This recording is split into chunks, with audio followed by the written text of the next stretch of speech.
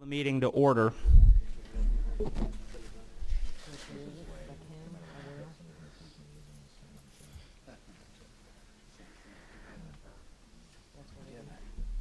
I want to begin this morning with,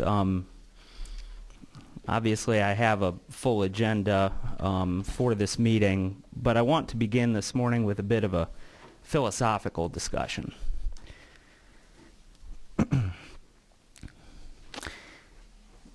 MARTA there's been a lot of back and forth between this committee and the MARTA board and members of the media stating opinions which may or may not be their own with regard to the state's role with respect to MARTA. I want to be clear, first of all, that I have neither the time nor the inclination nor the desire to control MARTA. Second of all, I welcome Keith Parker as the new general manager of MARTA, and I look forward to working with him. I'm sure he'll do an outstanding job. He has a solid resume. The MARTA board has gone through its process. No doubt in my mind, a rigorous process. My inquiries with regard to the Open Meetings Act, which we will get to, are not intended or aimed at overturning the decision of the MARTA board with regard to its general manager.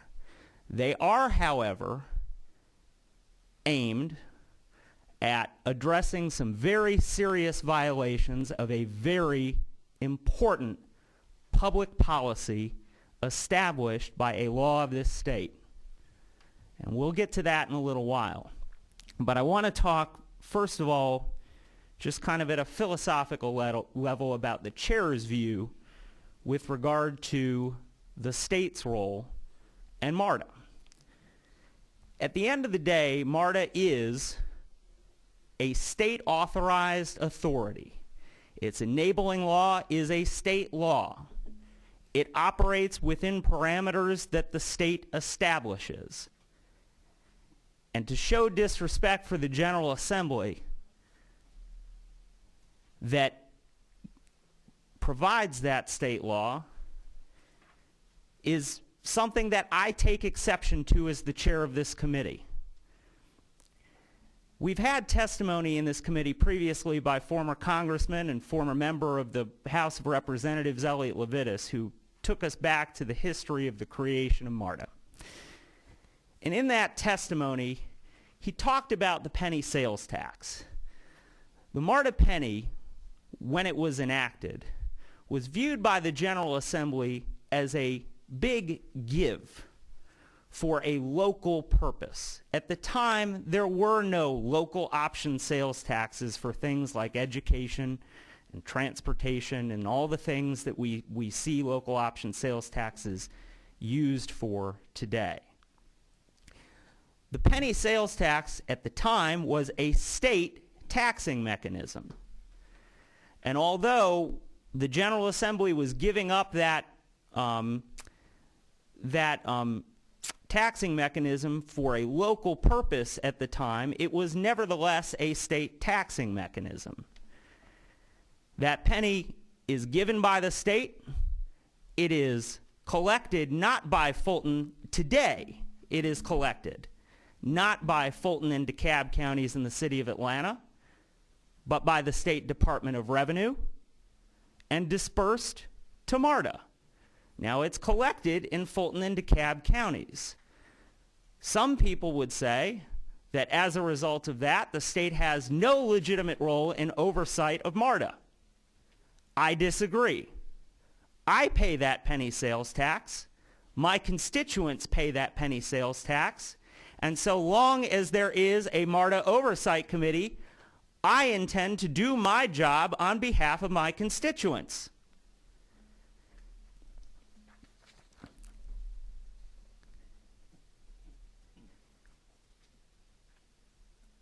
So there is a legitimate oversight role for the General Assembly to play. And we're going to carry out those duties. And all of the chatter about the notion that MARTOC should not be fulfilling its role or should be fulfilling its role in a certain way is not well taken. Because at the end of the day, comments like those that were made 2 days ago, we recognize that the MARTOC committee provides a valuable and legitimate oversight function which we embrace and welcome, but they do not run MARTA. If MARTOC Chair Mike Jacobs wishes to communicate with us, he doesn't need to go to the media or to the Attorney General's office. When there have been violations of the State Open Meetings Act, and let me say this about the Open Meetings Act as well. We just amended the Open Meetings Act this past session of the General Assembly. This chairman, as the chairman of a subcommittee of the House Judiciary Committee, spent an inordinate amount of time on those revisions. They came through my subcommittee. I dare say that we perfected them by the time they were done. And we let them move on in the process, in the legislative process. When there are violations of the Open Meetings Act, it is my view that this committee is duty-bound to bring them to the public's attention and to bring them to the Attorney General's attention. And so let the message go forward henceforth that if there are further violations in the future, we will continue to do exactly that. We will play our legitimate role in bringing violations of state law to the public. It doesn't help to take a process that has been conducted in secret and continue to deal with it behind the scenes. The public has a right to know, and certainly the Attorney General charged with enforcement of that law absolutely has a right to know, and I will not apologize for bringing those violations to the forefront in exactly the way that it was done. Now, with that said,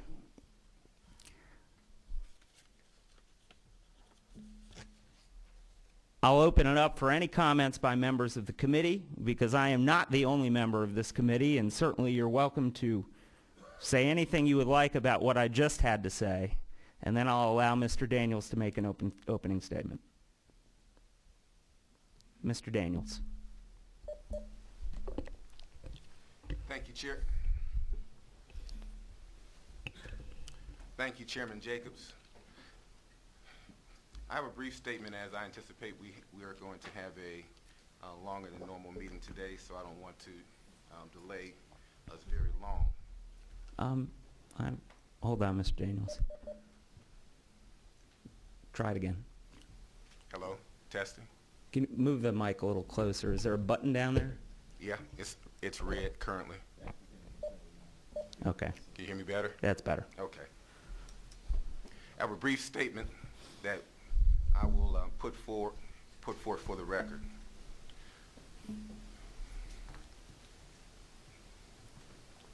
MARTAs,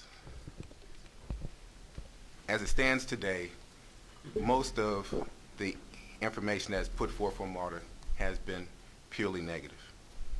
There are many positives that happen on a daily basis in the MARTA system.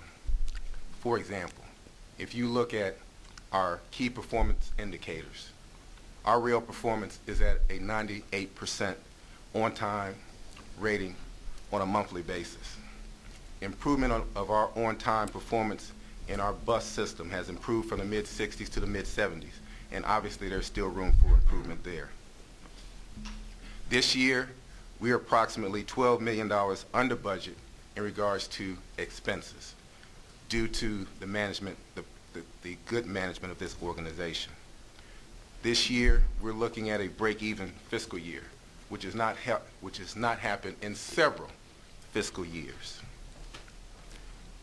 In Seattle last week, the MARTA's marketing department was recognized as best in class and an award-winning marketing department for all transit against all transit agencies across the country. We have over 4,500 employees. 99.8% do the best of their jobs every day. They provide safe travel and good and polite service. Unfortunately, it appears as though the media does not find that our doing of our jobs consistently on a daily basis is worthy of being published either in the newspaper or highlighted on TV. All they look for, as it appears to us, are headline-making stories. This needs to change. I'm here to tell a positive story. Proactive action on behalf of the Board of Directors put in place the KPMG study that will be discussed today. Prudent fiscal management regarding our procurements and operational expenditures kept our expenses lower than they have been historically, and again, working towards a break-even fiscal year.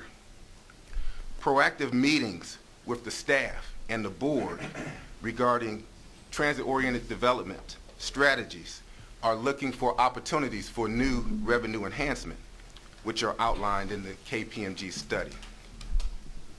Let me be clear. We are not opposed to oversight. I, as a banker, I am audited numerous times every year. And oversight brings improvement, it brings positives, which also moves towards positive results. So from an oversight perspective, we welcome it. We do not run from it. We do not hide from it. As a public agency, we clearly understand our responsibility and the diligence that we have to use in moving forward with taxpayer money. I am a resident of DeKalb County too.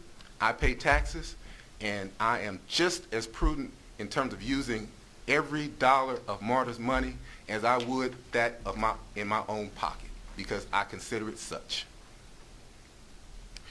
So we are ready to turn the page. We have new management that will start soon.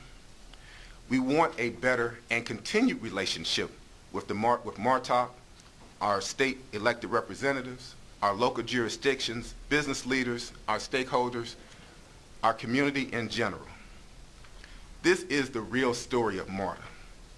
This is what our partners are ready to hear. Let's move our conversation forward in a positive manner, in a productive manner, and one that engages each of us and stops the alienation of those who want to support transit. Thank you.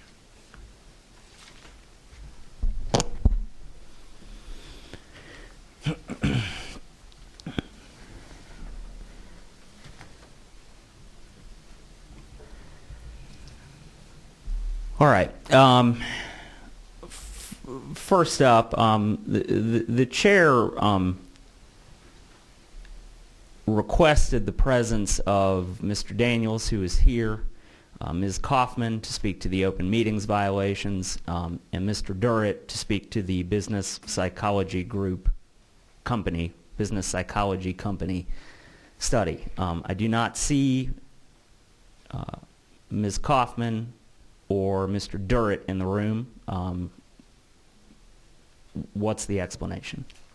If I may, go ahead, Mr. Chairman. Mr. Chairman, Robert Highsmith, attorney for the MARTA Board. May I be heard on that? You may. Why don't you step up to a microphone, Mr. Highsmith?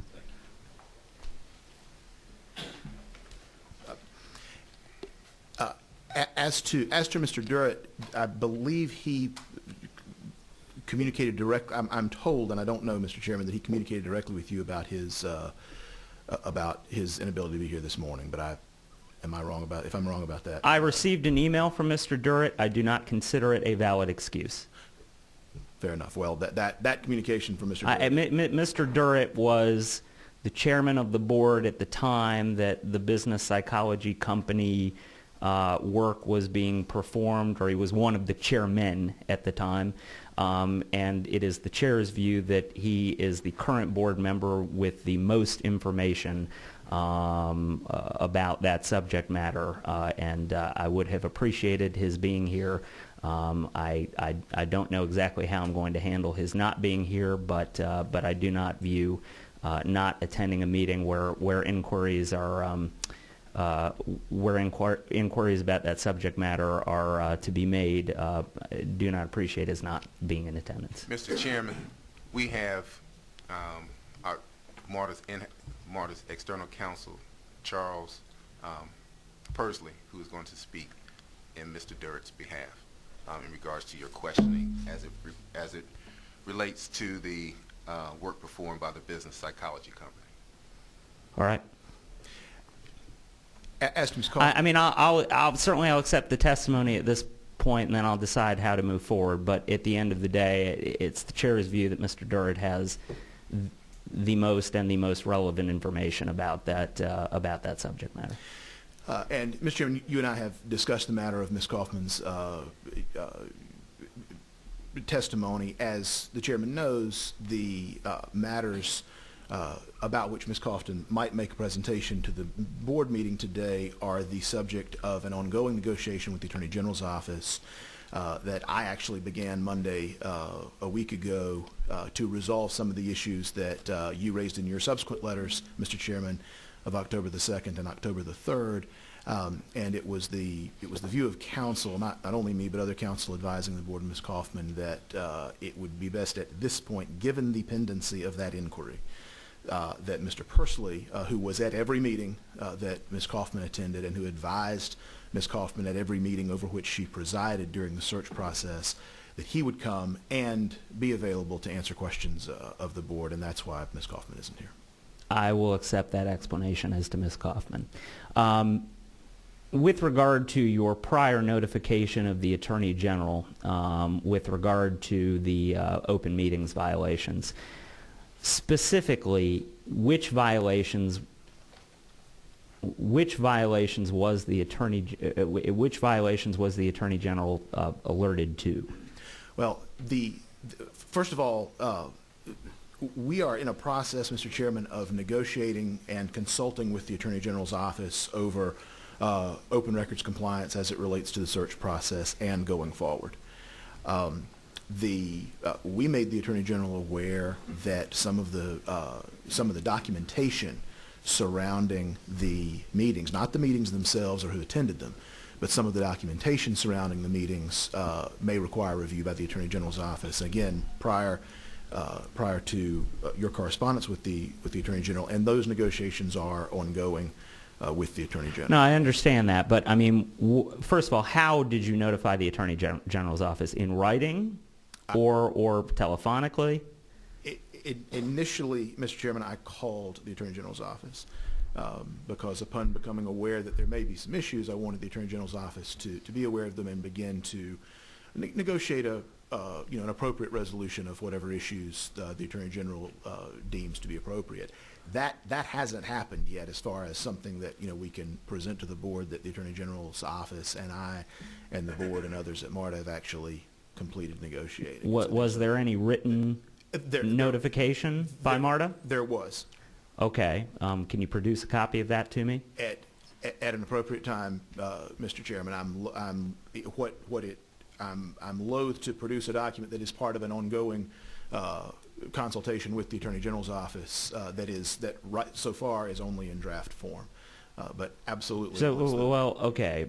I mean, how is it in draft form? I mean, I don't understand how a notification to the Attorney General's office about violations of the Open Meetings Act is in draft form at this point. Either the notification was sent in final form or not.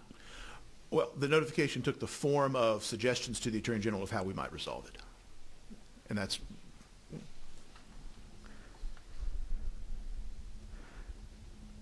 Specifically, what...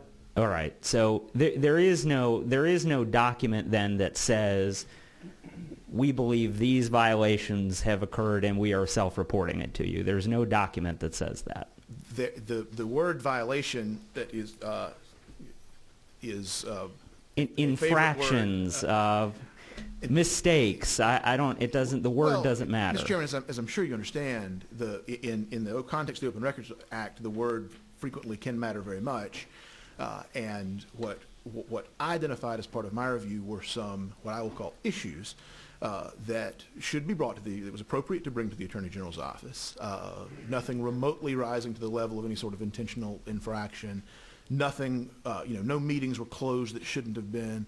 No people were excluded from meetings that shouldn't have been. No topics were discussed in meetings that shouldn't have been discussed. But again, the documentation surrounding those meetings that were otherwise appropriate warranted review and consultation with the Attorney General's office. And so we made the Attorney General's office aware of those issues. All right. I'm sorry, Mr. Chairman. No, go ahead. I was going to say I'm happy. I will certainly share with the committee that the word violation did not appear in any document that that we provided the Attorney General's office. What is it that you notify? I mean, specifically with regard to the Open Meetings Act, what is it that you notified the Attorney General's office of? The issues surrounding documentation of the meetings, and that is the subject of an ongoing consultation with the Attorney General's office, which is why I'm not talking about it in any. Is it all of the issues? Is it lack of notice?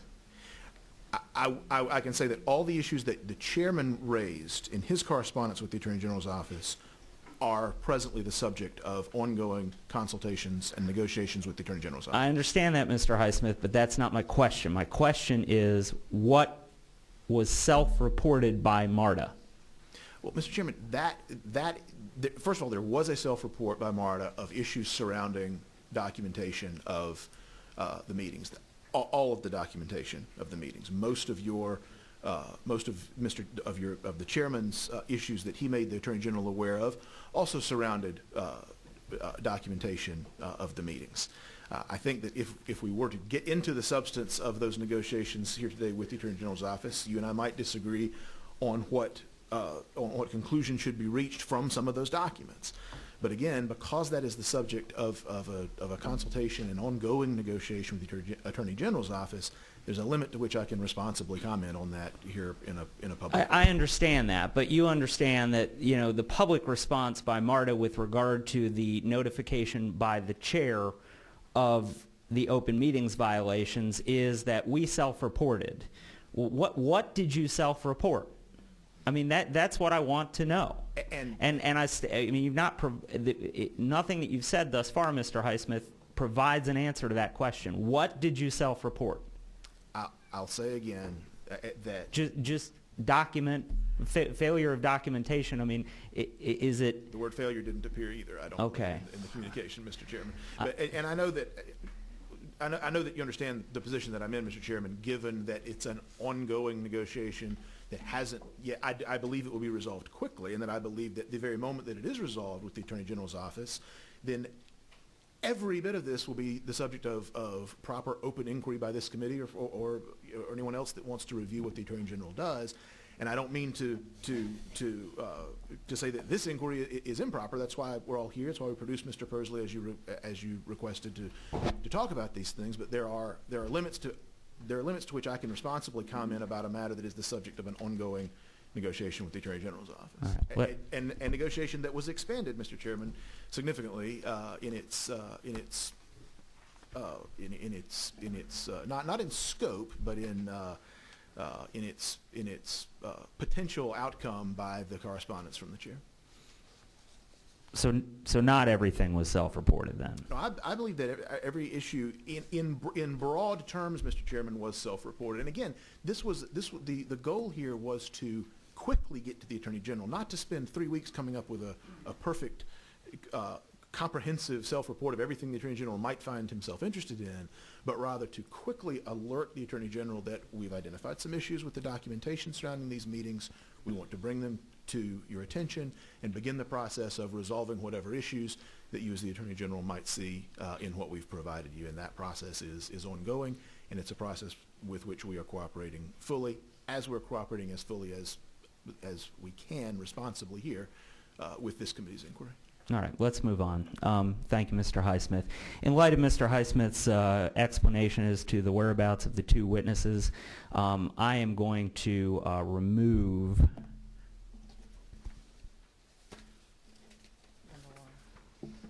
from today's agenda. No, not number 1. I'm going to remove item number 2 from today's agenda and continue that matter to a future meeting that Mr. Durrett is able to attend.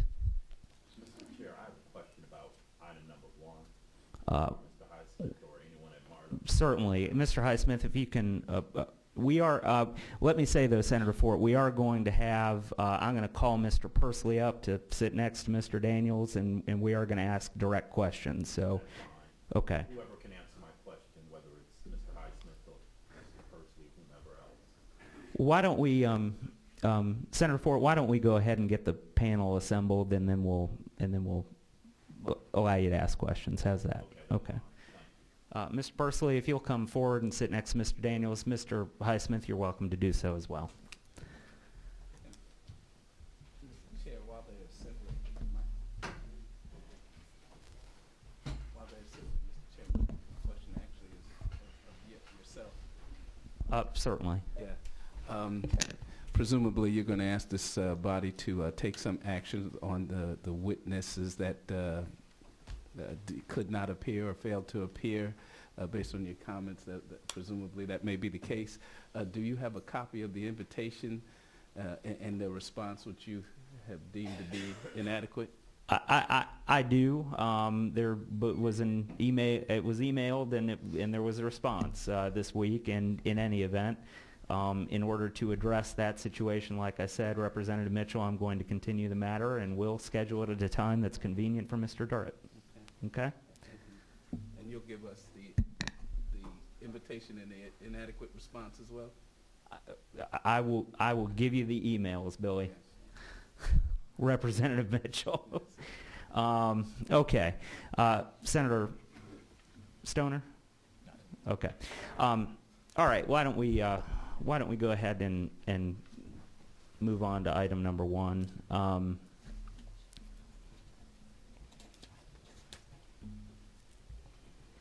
First of all,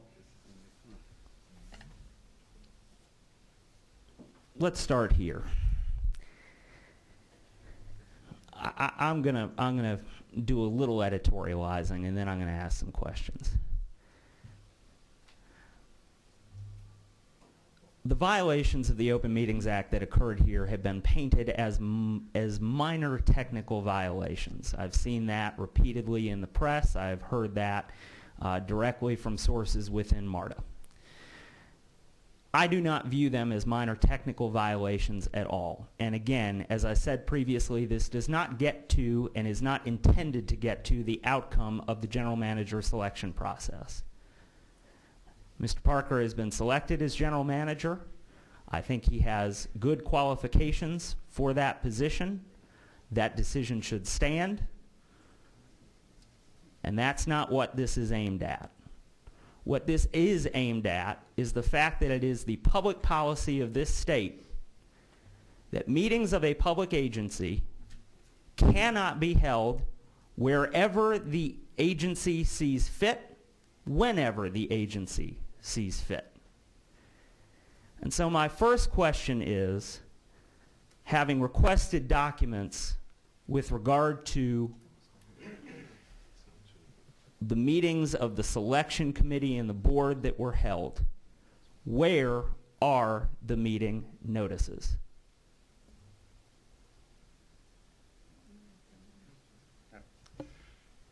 The written notice, Mr. Chairman, was for the September 10th meeting at which a final decision was made as to the final 2 candidates. That had been provided to you. There were no other written notices provided for meetings. Okay. But you understand that I have minutes or at least summaries for 8 meetings that were produced to me. You do have those minutes, I believe. You have the appropriate part that is a public released portion of the minutes. Okay. Where are the notices for the other 7 meetings? I do not have any written notices for the other 7 minutes. 7 meetings, excuse me. So notices of those meetings never occurred. Mr. Chairman, the issue of those notices are squarely in front of the Attorney General at this point. And I believe that, the chair is not asking whether the issue of those notices is or is not in front of the Attorney General. I am asking about the fact whether or not those notices ever occurred. If I may, Mr. Chairman, as Mr. Pursley says, and as I said, the issues of documentation, which includes notices, surrounding the meetings is something that we placed before the Attorney General's office some time ago. And Mr. Pursley stated, I have notices of those meetings. That's why they weren't produced to you. And I'm not sure, again, what else he can say responsibly given the pendency of that consultation with the Attorney General's office. I understand that, but Mr. Highsmith, I mean, I want to hear from a witness who is before this committee who is involved. Did the notices occur? Mr. Highsmith, I want to hear from one of the witnesses. Did the notices occur? Mr. Chairman, I have given the pendency of the inquiry and consultation we begin on this very topic with the Attorney General's office, forcing or attempting to force an attorney. It's extraordinary enough to produce an attorney. We were happy to do that at the chair's request because we want to be absolutely as compliant with this proceeding as we responsibly can be given the pendency of the consultation with the Attorney General's office. Mr. Pursley has testified that there weren't notices. To go beyond that gets squarely into what the Attorney General is consulting with us on as we speak, and it's just not appropriate to force that response today.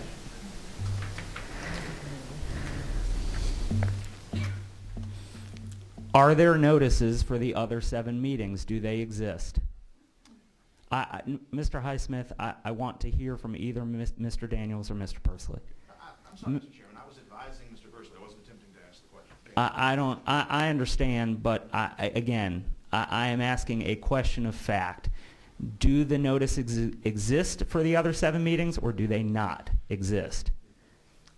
Mr. Chairman, as I have said, there were no written notices of the other meetings that I'm aware of. Thank you, Ms. Pursley.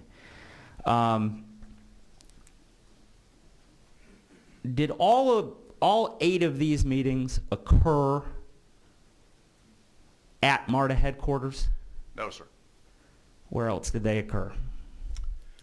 Some meetings occurred at the office of Bondurant, Mixon, and Elmore. Some of the meetings occurred at the office of Hydrick and Struggles, who were the executive search firm that was assisting MARTA throughout the process. And one meeting was held at Citizens Trust Bank, the office of Mr. Daniels. And one meeting was held in the board lounge at the MARTA headquarters building. Actually, the September 10th meeting began at the MARTA headquarters building and was adjourned to the Hydrick and Struggles office for completion of that executive session. How many of the 8 meetings did not occur at MARTA headquarters? Well, thank you. Take your time. Okay, well, I'm trying to be sure I'm answering correctly. One meeting was held in the board lounge. I believe that was the September 2nd meeting at MARTA headquarters building. The September 10th meeting began in the boardroom in executive session at MARTA headquarters building. Oh, so those are the only 2 then? Yes, sir, that's correct. So the other 6 occurred at some other location? That is correct.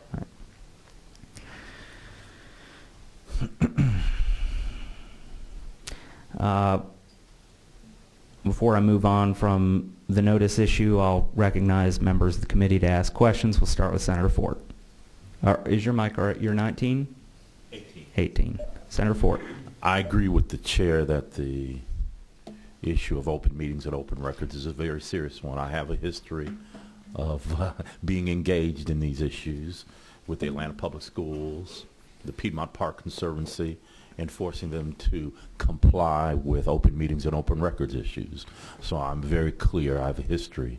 At the same time, I want to get some. I want to. From what I understand, Mr. Highsmith, you have said that MARTA is coming in to compliance or negotiating with the Attorney General's office. It's my understanding that when a complaint, an open meetings, open records complaint is sent to the Attorney General's office contacts the alleged violator and begins and asks that alleged violator to clarify what occurred. And then at that point, if the AG's office thinks that there may have been a violation, there's a process of negotiation between the alleged violator and the AG's office, and they come up with a solution. For example, the Atlanta Public Schools, I think, was in their last foray into this area about a year or two ago, what paid fines, and the board members were briefed or had to attend a workshop on compliance with open meetings, open records issues. Although ironically, it was an open meeting. It was a closed meeting with the governor. You know, it was just very ironic that the governor called them into a closed meeting, and then they were popped for it, so to speak. And I know you can't talk about the details of the negotiations or the matter, but I want to know to what extent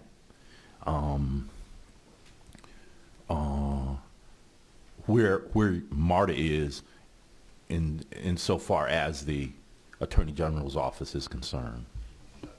Yes, Senator. And Senator, that's a very accurate explanation of how the process can work with the Attorney General's office, and it is in this case, though, I would draw a distinction, Senator, between your description and what's happening here, and that is that there was a complaint from the chairman of the Oversight Committee on October 3rd, supplemented on October the 2nd, rather, supplemented on I believe, October the 3rd. But prior to that, MARTA recognized that there may be issues surrounding the documentation of some of these meetings, engaged me to review the matter. Upon doing so, we self-reported those issues to the Attorney General's office in broad, to the chairman's question earlier, in broad terms. We didn't wait until we had a bow on it to say this is everything that we know that happened. Let me be clear, and I'm sorry to interrupt you, but you did that before a complaint was filed. Is that what you're saying? That's true. Okay, sorry, continue.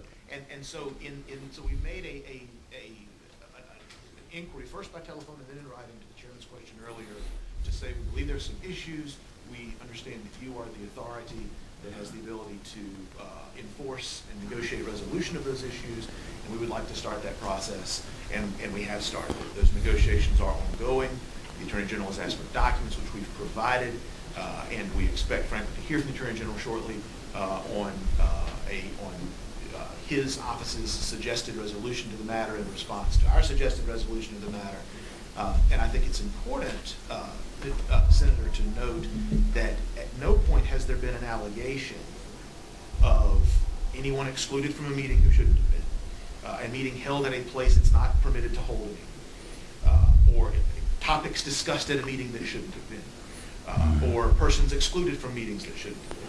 The allegations so far, and that both from my review and consultations with the Attorney General's office and the chairman of the Oversight Committee's correspondence, relate to the documentation around the meeting and communications among board members who were properly at the meeting during those meetings. And so that right now, those are the issues to which the Attorney General's inquiry is confined, and it is my expectation that that's where it will stay, and that the resolution that we ultimately arrive at will focus only on those issues. But again, I have to keep repeating this. It is an ongoing consultation. Sure. Follow up, and maybe I'm going to editorialize a little bit, Mr. Chair, if I can. I did, so feel free, Senator. I will. A few weeks ago, a group of community transit advocates came together and presented about 4 issues to be passed on to the new CEO, general manager. And one of those was the concern that politics would come into the selection of the new general manager, and that politicians ought to stick their nose out of MARTA's business. And to that extent, and I'm sitting here if MARTA violated open meetings, open records, you ought to be held accountable. No doubt about it. But at the same time, you know, people became involved, politicians became involved in the process of selecting the new general manager. The chair had his preferred candidate. And I have a question for the chair. Would you have filed this complaint? Would you have filed this complaint if your favorite candidate had not been selected as general manager? That's a question I think the community and the public needs to hear. You can do the right thing for the wrong reason, and I think that's Senator, where we are I'll today. stop you right there, and I'll answer your question. Absolutely, yes. And going forward, any time an Open Meetings Act violation is brought to my attention, it will be addressed both in this way and with the Attorney General's office, period. I think it ought to. Thank you, Mr. Chair. Senator Stoner. Oh. Thank you, Mr. Chairman. Unfortunately, I'm going to have to leave, and I apologize. I have a meeting I have to be at 10:30. But before I do want to make a statement. And also just ask an issue. Really, I think the question, my understanding is before the Attorney General, that you, Mr. Highsmith, that y'all are having the conversation on, does, you know, basically does some of these issues qualify under the Open Meetings Act? I mean, that's the question I think that y'all are having conversation on. And I guess at my point right now is that, as you've stated, I think it's very appropriate y'all have those discussions. I think at this time for this committee, we need to let that process work its way through. And then if we want to come back and have discussions with y'all and have a full disclosure and whatever else we did have discussion, that is fine with me. I think I know Sam Owens, I know the Attorney General. Obviously, I'm from Cobb County. He was chairman of my county. And I know he'll do a very thorough job on the issue. And at that point, then this committee, if it wants to have more discussion on that, can move forward. Unfortunately, since I have to leave early, what I think is the biggest issue facing us and really moving forward is the audit that you're all going to be presenting today. Obviously, I have my copy. I'm going to obviously have read through it. To me, that is really the real issue here today. That's the issues moving forward. How do we make this system, you know, operate in a more efficient manner in today's environment? You know, obviously there are changes that have to be made. That really, at the end of the day, is really what's important. Obviously, if we have some violations from the Open Meetings Act, those need to be dealt with. But in the long term, really the big issue, in my opinion, is this. That has more impact on the patrons, folks who use this system in this region, and the 500,000 people a day on average that use this system. So, I mean, not saying this isn't important, but when we go back, it's going to be this issue here.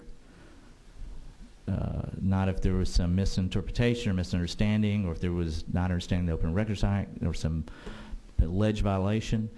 That's what's going to be important. Just as a comment, unfortunately, since I will not be able to stay and get on this issue, I do plan to have a subcommittee meeting that I chair on the Intermodal Rail and Transit Committee in the Senate. We'll have some hearings to discuss this issue in more detail. As my prerogative as subcommittee chair, when I can make time myself to have y'all come in and discuss to the senators, particularly the chairman of transportation, other folks, about how we move forward on the MARTA system. So I apologize that I have to leave. Appreciate y'all coming this morning. I hope y'all get a chance to really discuss this today. But if not else, I mean, if unfortunately you don't get a full hearing on this, we're definitely going to have one in my subcommittee. Thank you very much. Thank you, Mr. Chairman. We will get to the very important findings of KPMG and the audit. Representative Riley. Thank you, Mr. Chairman, and I concur with Senator Fort that we must address issues that are subject to question, and particularly in view of public organizations. It's our fiduciary duty to maintain integrity and transparency and compliance with all the rules of law here in the state of Georgia. So I do think it's valuable time to have this conversation. I do think it's going to be valuable for us to move on as quickly as we can to the KPMG audit. A couple of very quick questions. Mr. Highsmith, can you share with us the date that you made the inquiries to Senator Olin's office, both in verbal and writing?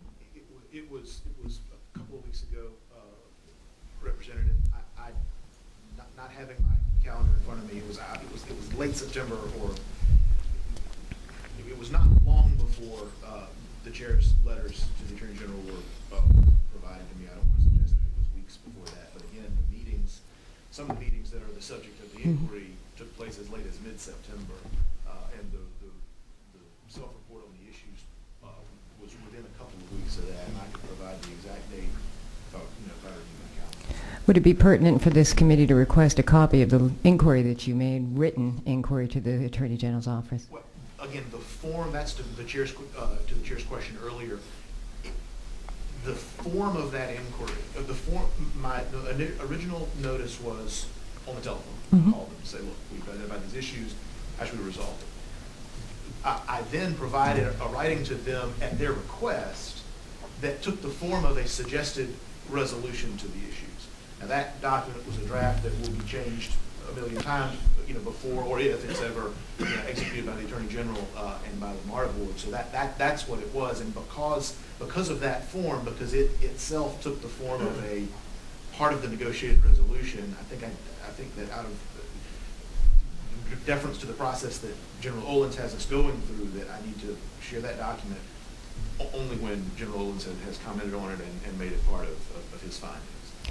Fair enough. And one last question, Mr. Chairman, to you. Would it be advisable for this body to request that all findings and conclusions that come from the Attorney General's office be shared with each member of the MARTOC committee? Certainly, and I think that the Attorney General's office, I mean, I don't want to speak for the Attorney General's office, but certainly I would think that they would be amenable to that. Thank you. Thank you, Mr. Chair.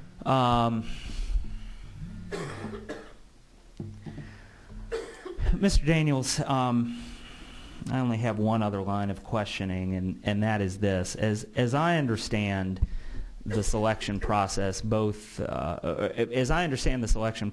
certainly the way it was portrayed in the press, the board went from a pool of candidates down to 7, down to 4, down to 2, and then ultimately down to 1. Is that correct? Yes. Okay. And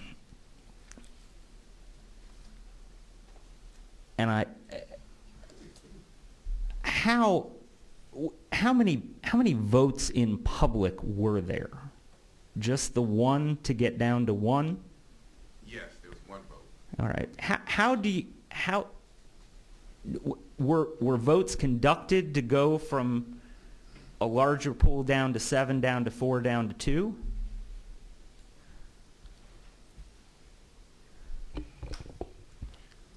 Obviously, when we were looking at each candidate, we looked at all the credentials, all the information, all the background information.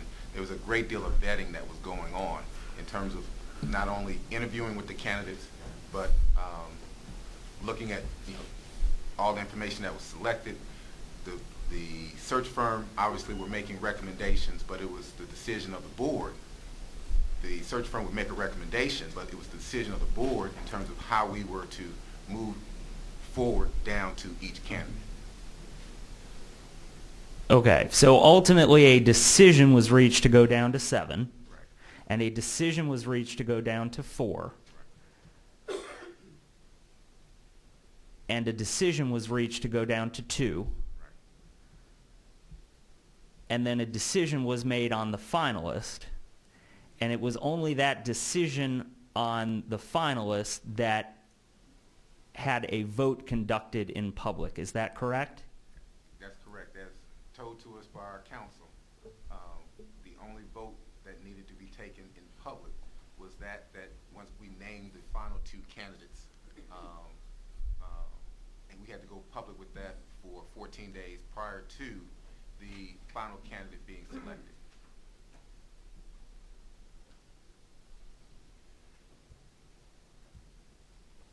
Well, how is that correct?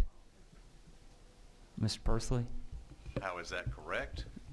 Yeah, I mean, the Open Meetings Act appears to be pretty clear. The vote on any matter covered by this paragraph shall be taken in public and minutes of the meetings by an agency to discuss or take action for the filling of a vacancy in the membership or the agency itself shall at all times be open to the public as provided in this chapter. I mean, if you're taking a vote, does it not need to, if you're making a decision, does it not need to be in public? I do not believe that is exactly what is meant by that, but I would not debate a legal issue with you in this forum.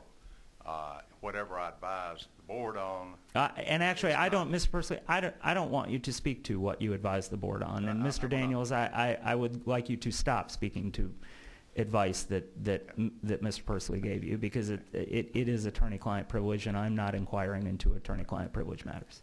All right? Thank you.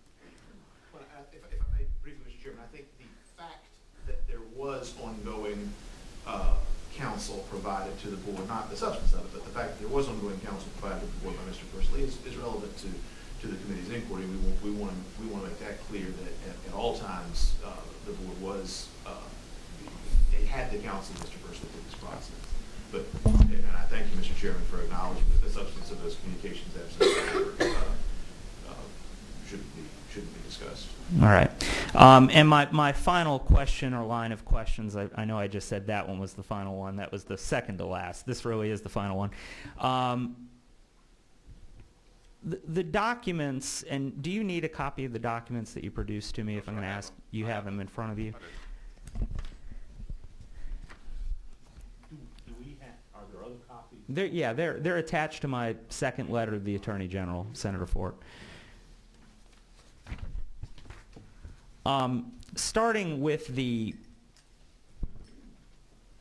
and actually, Abby, can you take a copy of this packet to Mr. Pursley? I just want to make sure, just for ease of reference, that you have them as I have them.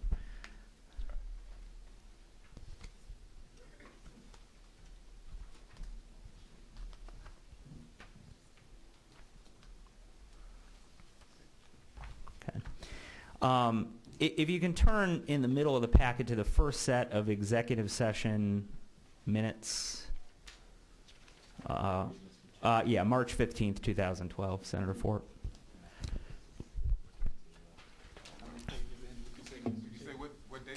It's in the middle of the packet. There's no page number. Executive session, ad hoc committee to select general manager, March 15th, 2012. I just couldn't find it in your packet. I have it now. Yeah, Yes, okay. That document, and going all the way to the end of the packet, when were those documents created?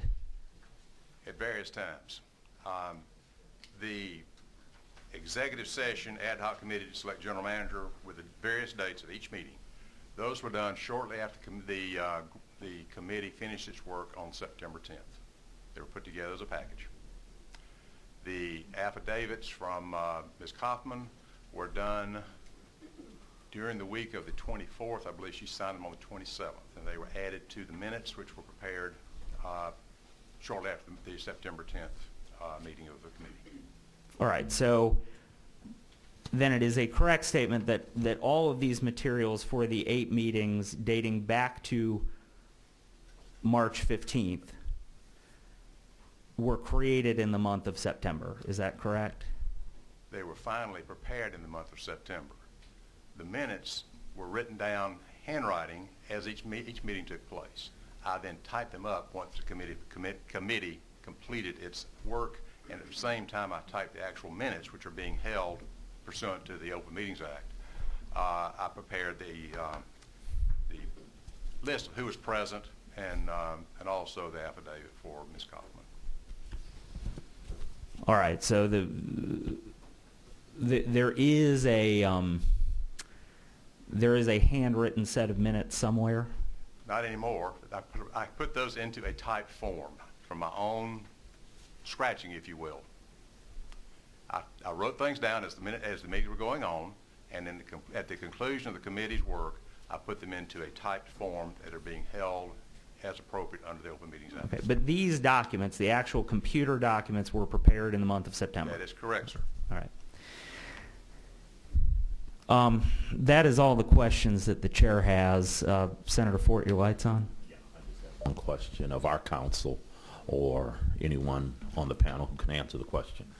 on the creation of these documents, the September documents, does anyone know whether the Open Meetings, Open Records Act, and because I've seen this kind of document sitting on boards, that I've gotten after the fact. Is there any requirement that these documents be done contemporaneously with the meeting or the calling of an executive session?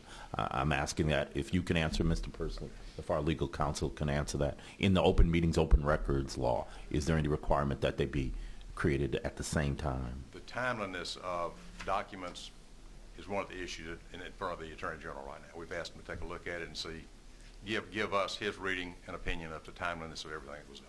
That's all been presented to him, and we are cooperating fully with him on this issue. Senator Ford. Thank you. Yes, sir. That's all. All right. The chair is going to send some further document requests to MARTA. I will do those, and I will do that in writing and set a deadline probably sometime toward the end of next week. Should I direct that to you, Mr. Highsmith, or to Mr. Pursley, or?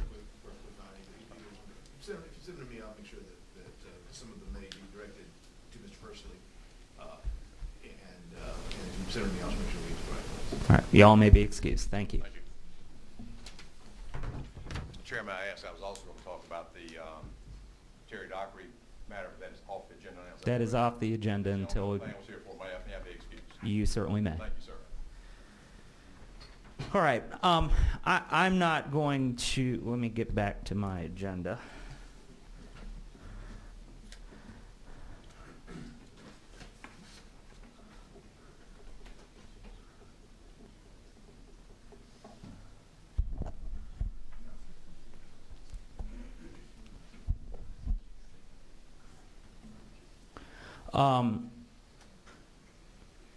Getting now to item number 3, I'm not going to call up any witnesses on that item other than to state this. I do have in my hand a copy of the $10,000 payment that was made to the supporter report on June 4th, 2012 by MARTA. Well, the response to the inquiry on this has been that it was to purchase some blog space on the supporter report, and that there's a contract that suggests that that could in fact be true. The reality is that that contract, which is in members' folders here, is a 1-year contract that we're now halfway through. We're halfway to that 1-year contract being expired. And the chair's review of the supporter report website shows no value received for this $10,000 payment, either in the form of blog posts or any kind of advertising, other than perhaps the content of the website itself. I mean, I don't know how you can draw any other conclusion when you see a $10,000 payment for which no other value is received. Now, the problem is this. The content, I mean, obviously there was a hit opinion piece that was published this week. There is a lot of other content about the operations of MARTA. There's an op-ed piece by a writer deriding the very notion of privatizing anything. That's fairly recent on there. And it creates the appearance that it's possible MARTA's paying for content. That might not be the case, and I want to assume that that's not the case. But what I would suggest to MARTA going forward is not making any further payments like this or any other contracts with the media. It obviates the whole suggestion that a member of the media might be writing for payment. There's no other value received for this check at this moment, at this day and time, on that website. Just my suggestion to MARTA, and I am not purporting to run MARTA, but my suggestion to MARTA is to cease making any kind of payments, like if it's legitimate advertising, if it's a blog ad, if it's a television advertisement, if it's a newspaper advertisement, that's all fine. But if a payment is made for which I see no value, then all kinds of conclusions can be derived from that. And so my suggestion would be that unless it is direct advertisement, payment for an advertisement, MARTA should not be doing it. And that is, I mean, if anybody wants to respond to that from MARTA, you're welcome to, but that is the only thing that I will have to say about agenda item number 3. Certainly, Chair, we respect very much your perspective. Mr. Chair.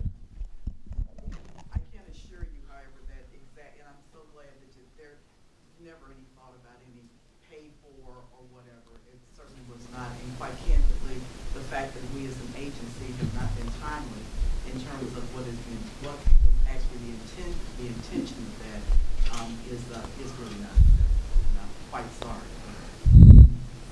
I mean, obviously I asked for, in a document request, email traffic with the support report. That was all produced to me. There is a significant amount of behind the scenes, I don't want to say a significant, but there is some behind the scenes email traffic with Maria Saporta and Lyle Harris, your information officer. So there's some. And so I just want to be, and it's fine for that to occur as well, but not with a payment being made. It just doesn't look right. And so my suggestion is to just not do it unless it's for advertising, direct advertising purposes. I do really very much respect your opinion. I do think that there's truly a value to the notion of being able to have the notion of the thought leadership piece. And that's just, you were giving your opinion on that portion. And I was just wondering, I do think that there is really a value to that.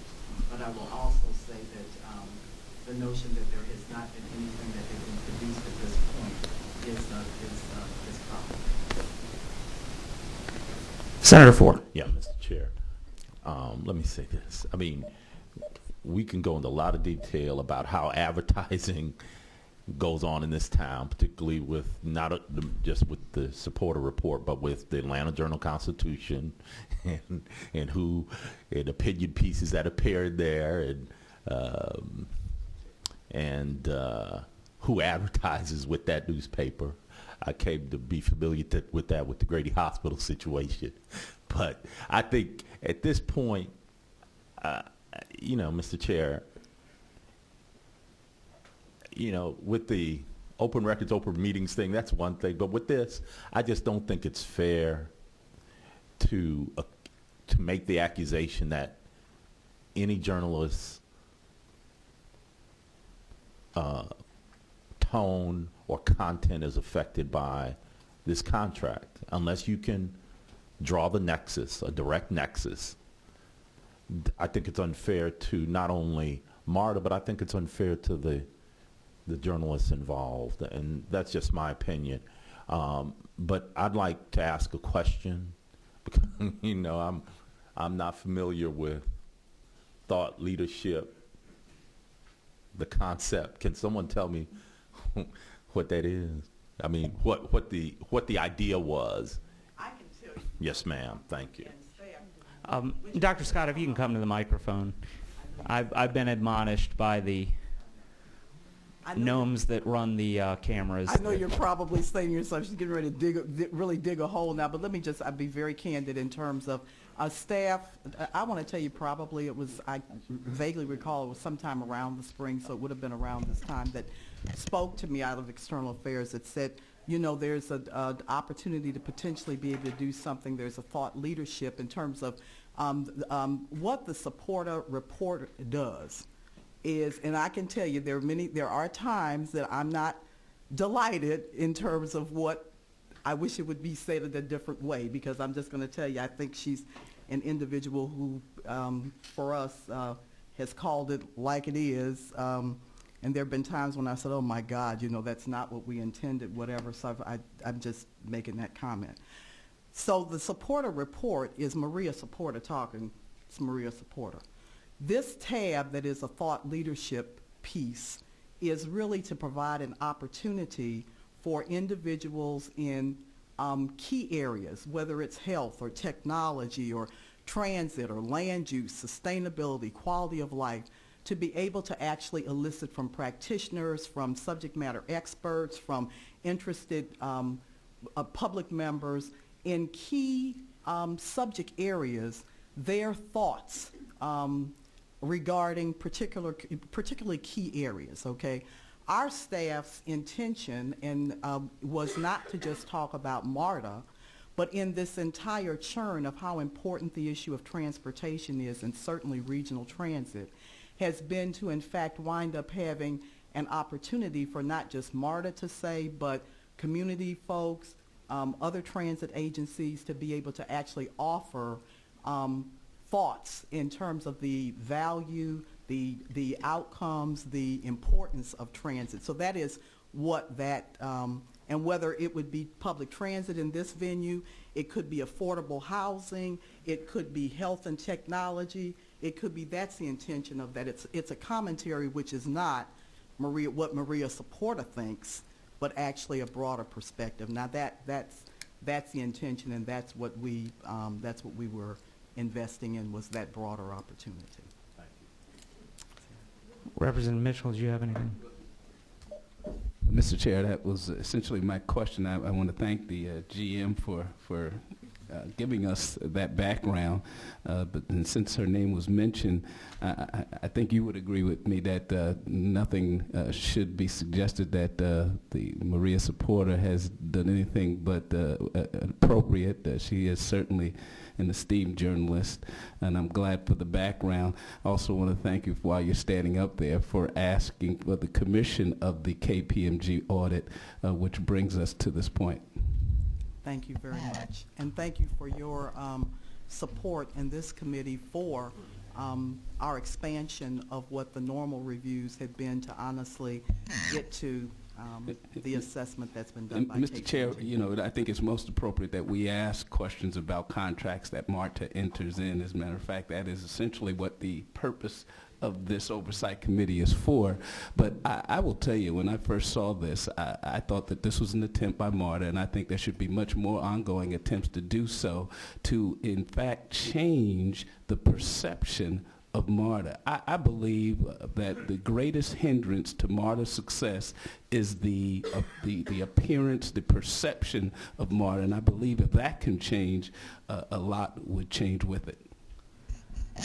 And Representative Mitchell, I understand your position on that. What my concern is here, that I see a check for a 1-year service, purportedly, for which 6 months into that no value whatsoever has been received, and that does raise questions in my mind, and I think it's certainly understandable that it does. And Representative, if I could, I didn't want to keep adding, but I just, Bev, I'm straight. In talking with when all the records been, because I didn't have invoices and all that, and I asked the question, I said, well, this was done in June, and there hasn't been anything done.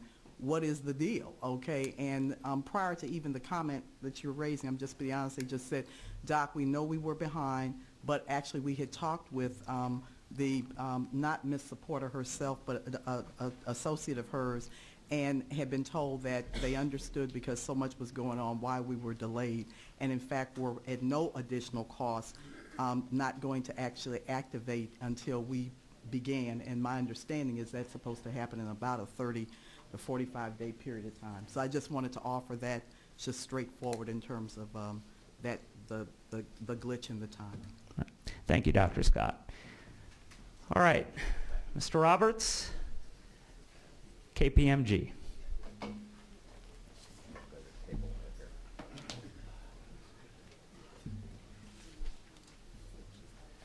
Mr. Chair, would you like us to be at the table or at the...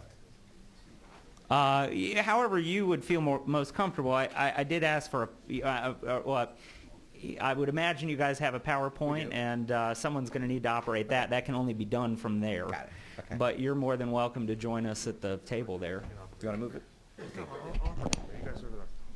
However you all want to present is fine with me.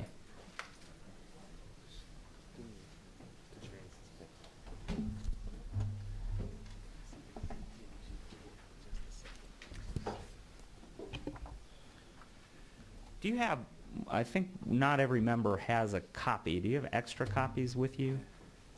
I think We do not. just for a second.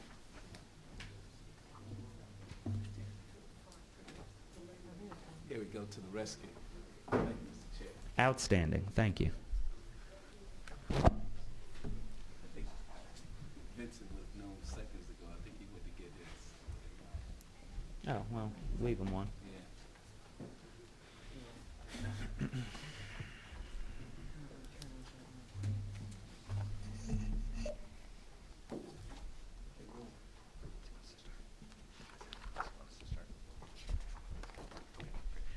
Where were you when these notices were first sent out? I don't have any recollection of where I was. Mr. Chair, members of MarTalk, members of the audience, my name is Dave Dennis. I'm a partner with KPMG and was in charge of the audit for MARTA this year. David Roberts is at the table with me. David is a director with KPMG and was the on-site person who led all of our efforts at MARTA. And we also have David Jahosky, who's managing the projection, also involved in the audit. He's the managing director with KPMG as well. Let me just kind of set the background. MARTA engaged KPMG to do a combination of operational audits and also provide strategic advisory services that would help improve MARTA's operational and financial effectiveness. This report that you have is the second report that we've done, and it focuses on strategic transformation. Our key objectives included analyzing current business processes where MARTA stands, looking at longer-term opportunities to improve operations, and identify new and enhanced revenue opportunities. If you look at what's happened over the past 4 or 5, or the last decade really, MARTA has gone through significant turmoil, as has most of America.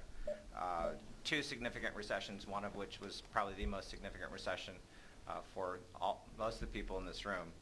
Impacted governments, it impacted MARTA, it impacted business, it impacted us. If you look at government, there was a significant impact on state and local government revenues, including sales tax. So there's an impact to MARTA.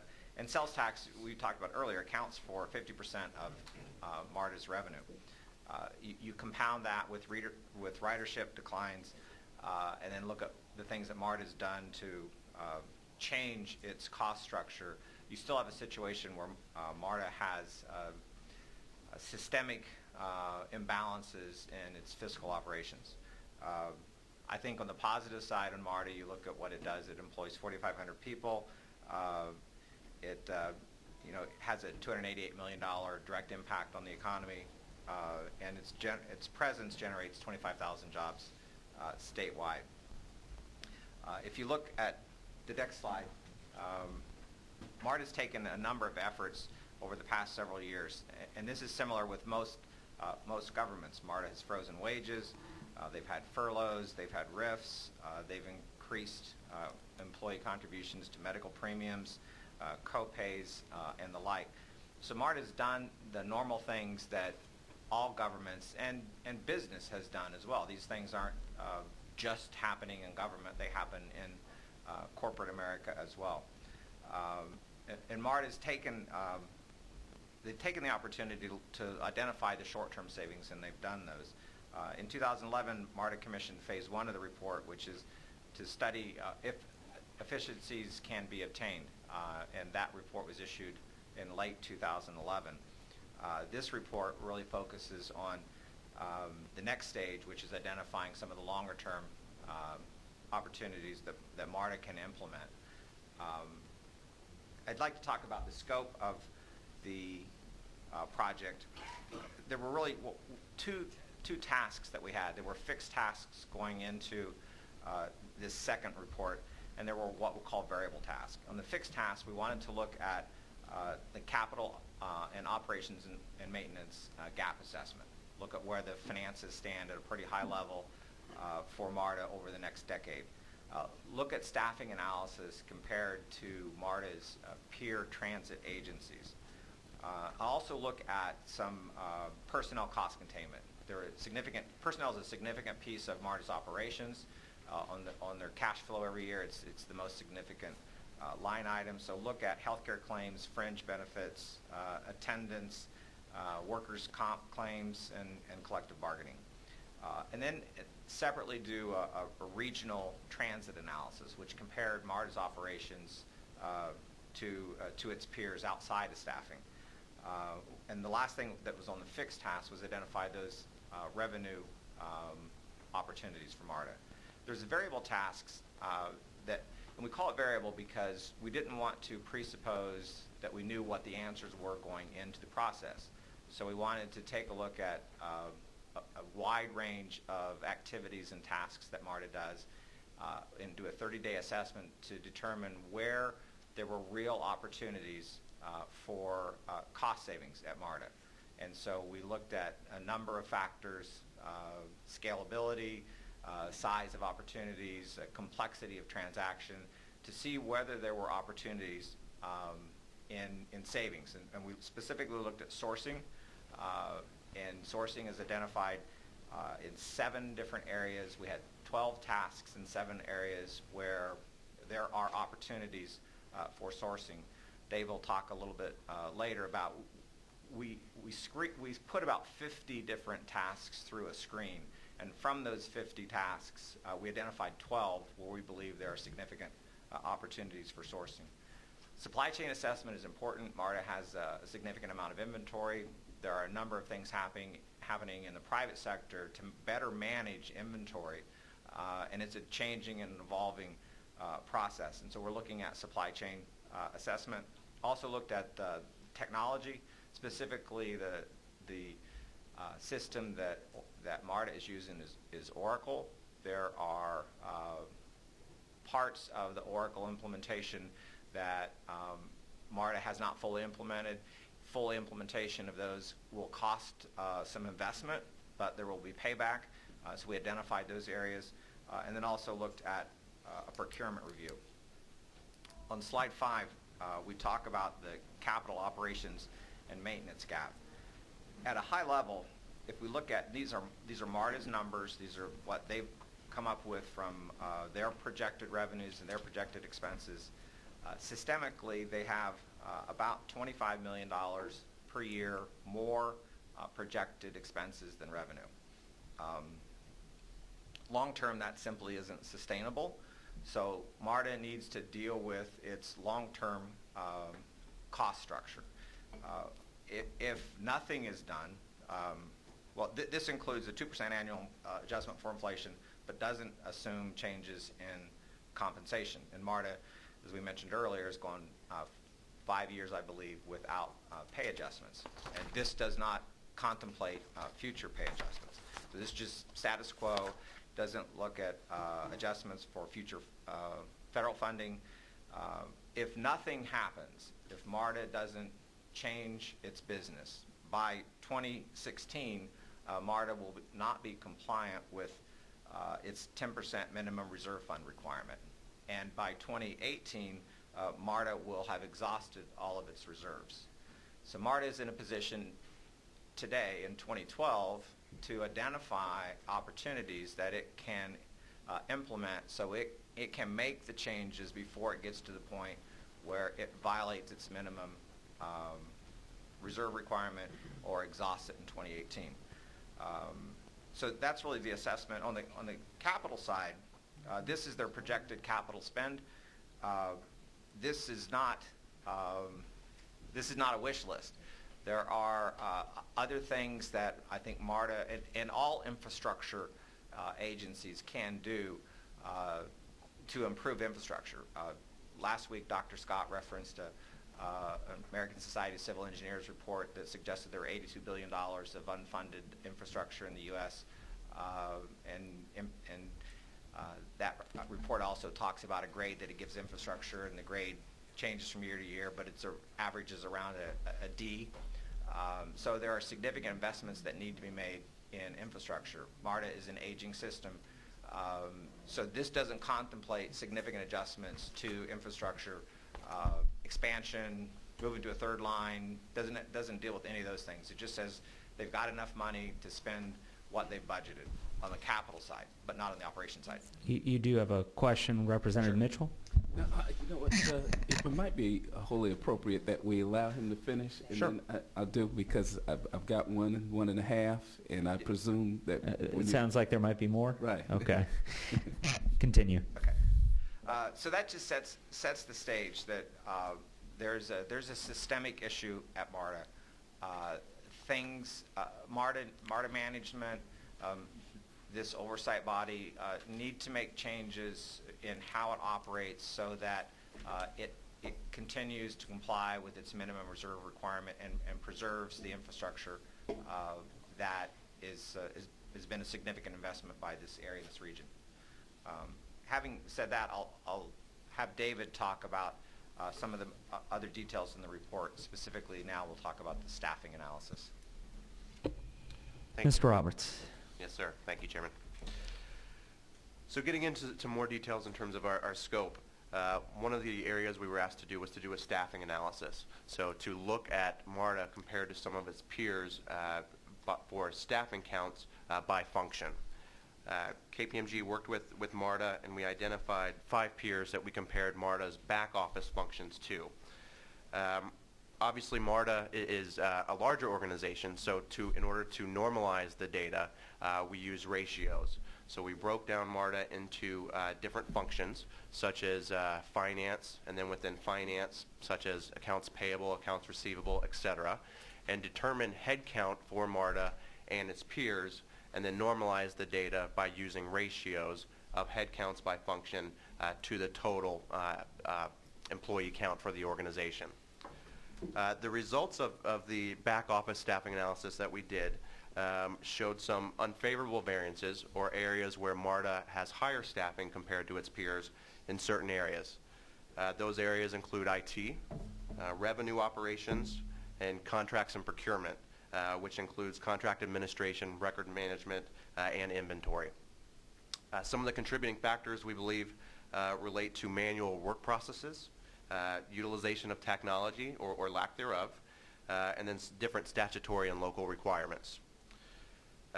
We see the staffing analysis really as a guide for MARTA. There are many reasons why MARTA may be above or below the average compared to peers, but to really ascertain what's driving this. We did a staffing analysis just for the back office functions, but we highly recommend that MARTA do a staffing analysis, a more detailed staffing analysis for specific operational functions. And in doing so, you really need to segregate different peer groups. If you're going to look at just its operations, its bus, rail, and paratransit, that would be one peer group, and then also to do the same thing with police and safety, and that would be potentially a different peer group as well. As mentioned earlier, MARTA has a high personnel cost compared to its organization.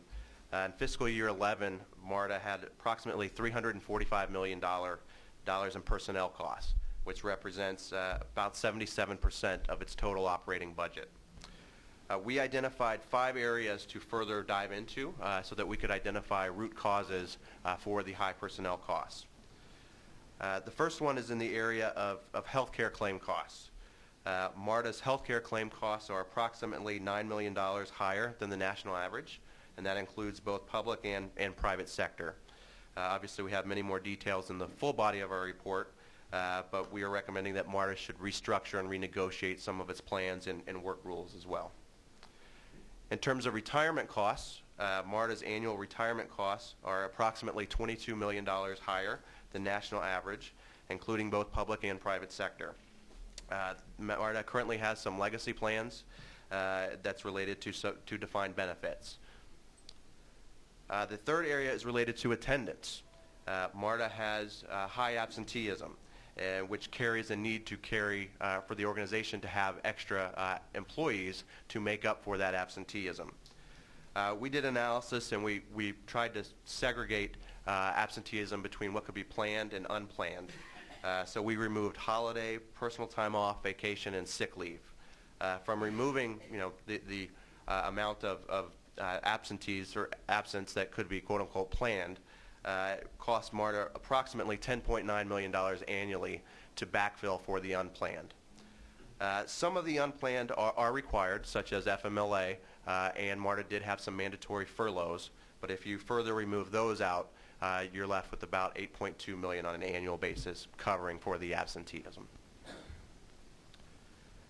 MARTA's annual workers' compensation claims, their costs are about $5.5 million higher than national averages, again including public and private sectors, and we have recommendations for different systems and policies to better track and improve and reduce the workers' compensation claims.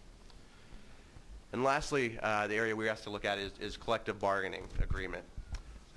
Roughly 64% of MARTA's workforce is covered by a collective bargaining agreement. Represented employees do pay less for medical coverage and pension costs compared to the national average. And right now, the collective bargaining agreement doesn't do anything to deter absenteeism. So we have some recommendations for MARTA to continue to work with represented employees to come together and further reduce costs to the organization. And lastly, in closing, related to personnel costs, it's MARTA employees in general, both represented and non-represented, that pay less for medical coverage and pension costs.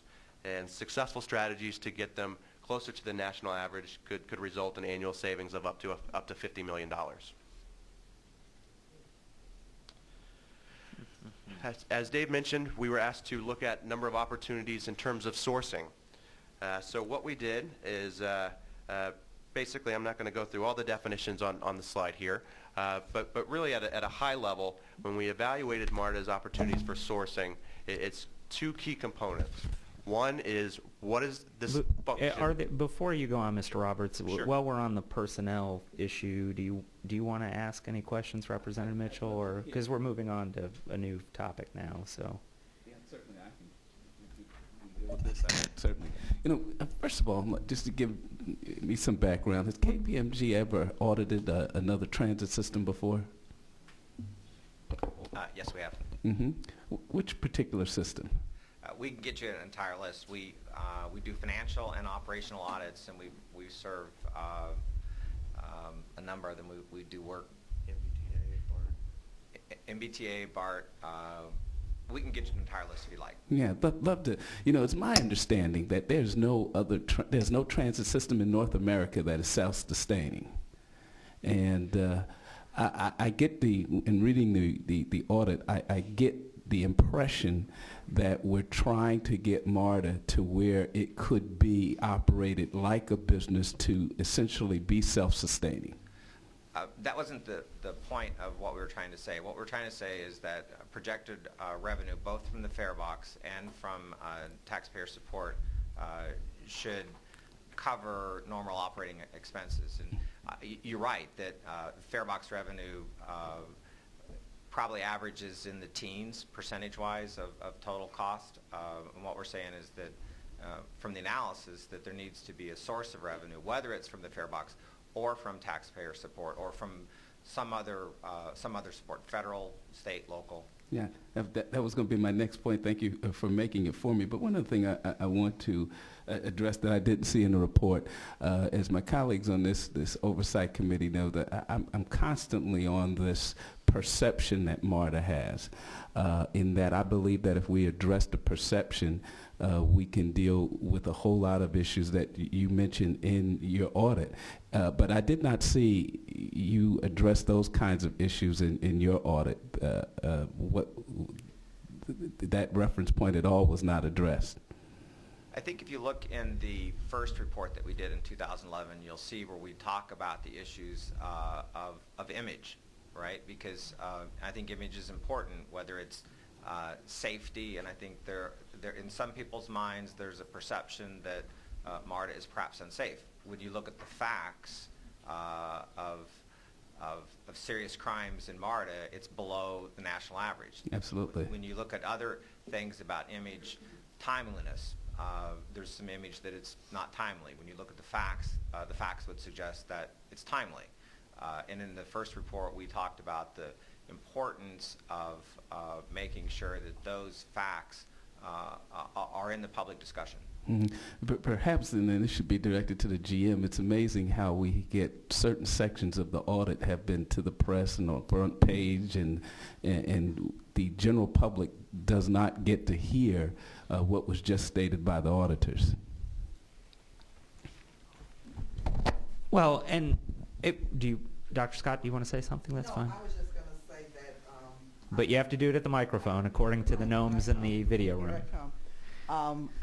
We also found it very disconcerting that the entire first phase of the audit, which was completed at the end of December, filed and available, which in fact looks at MARTA in relationship to its peers, which are other large transit systems, which shows as exactly, pound for pound, exactly what we say: efficiency, effectiveness, cost per mile, cost per revenue hour, in relationship to its peers.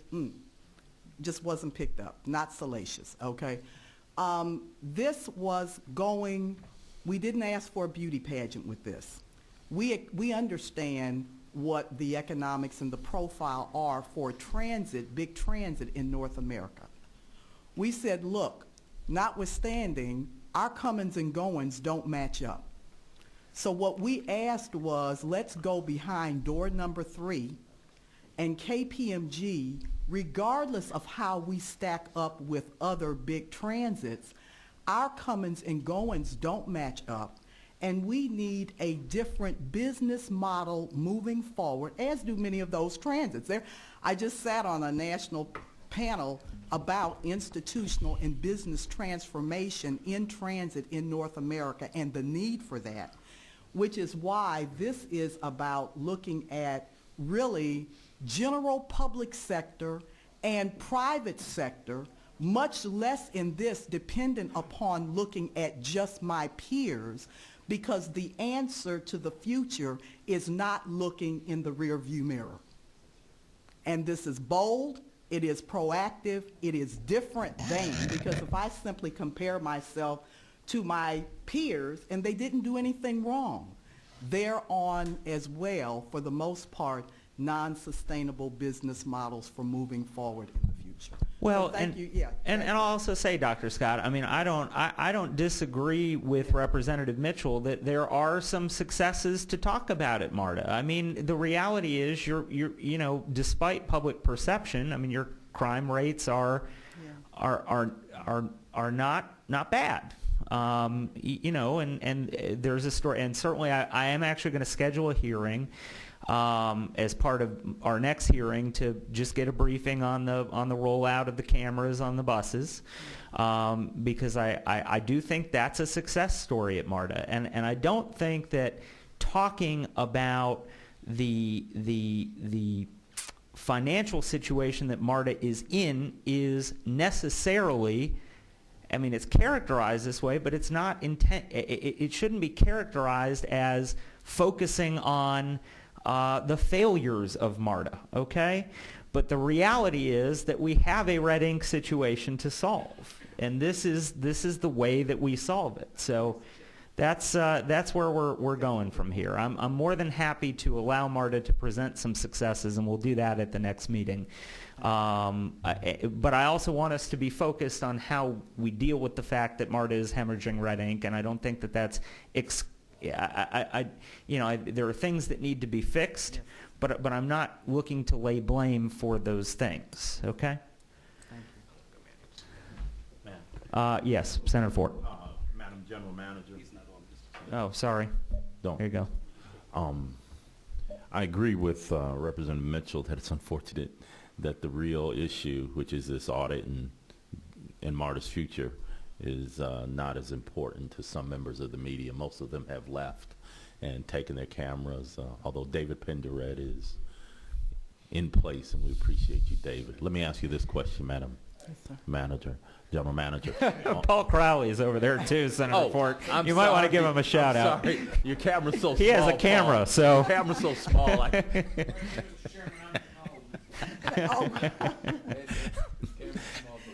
Madam General Manager, on this issue of personnel costs, pension, health care, et cetera, Right. what the audit is telling us is that MARTA is out of sync with the private sector and with other transit companies. Is that correct? With other public sector organizations, yes. Now, on the pay side, it's my understanding that MARTA is out of sync with other transit agencies and private sector to the extent that it lags behind. Is that correct? That is, that's correct. Let me ask you this question, Okay. and maybe you can answer it fully. If you contain costs by however method on the benefit side, right. and then you have employees, then you have employees on the other side with a pay level that's substandard. If you were to contain the retirement costs, and essentially you would be cutting pay to one extent or the other. To people who are already below the national regional averages in terms of pay. So, it's a balancing issue to me, but it seems to me that that's an issue.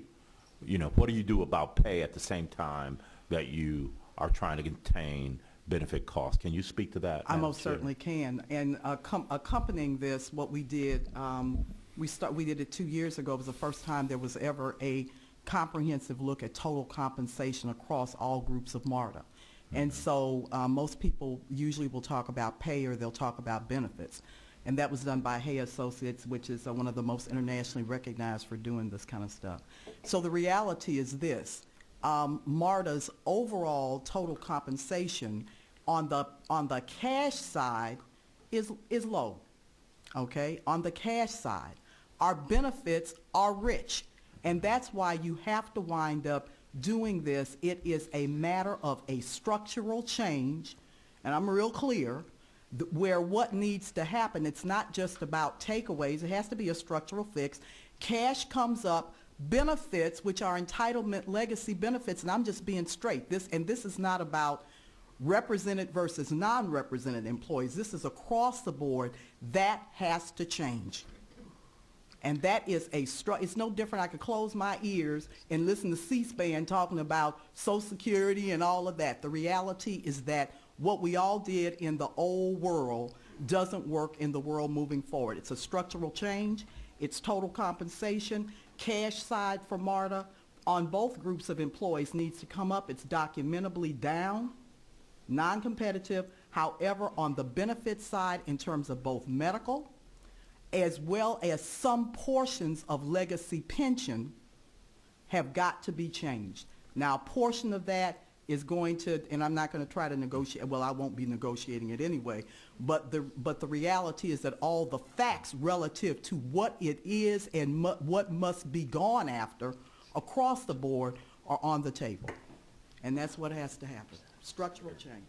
May I follow up, Mr. Yes, Chair? sir. If that is indeed the case, Madam General Manager, then, because that contract is going to be, you won't be here, we will miss you, but that contract is going to be negotiated next year, correct? That contract is up for and once again, I say this is not just about represented employees, however, it's rep and I understand. Then what is the best solution? What is the best practice? What I will tell you is that my experience has been to be honest and straightforward and have the data, okay? Nobody can afford to wind up, and nobody wants MARTA employees don't want to wind up being non-sustainable and hit the wall. That doesn't help anybody if you can't make bricks without hay. And so what I have found in working with organized labor over 35 years is that if you are straightforward and you put it on the table and it is a fair, that I've not found them to be unreasonable. I wouldn't have any expectation that this local will be any different.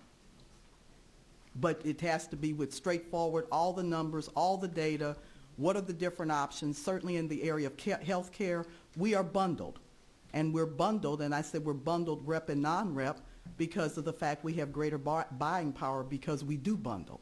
Well, we can't just go and unilaterally wind up changing those plans.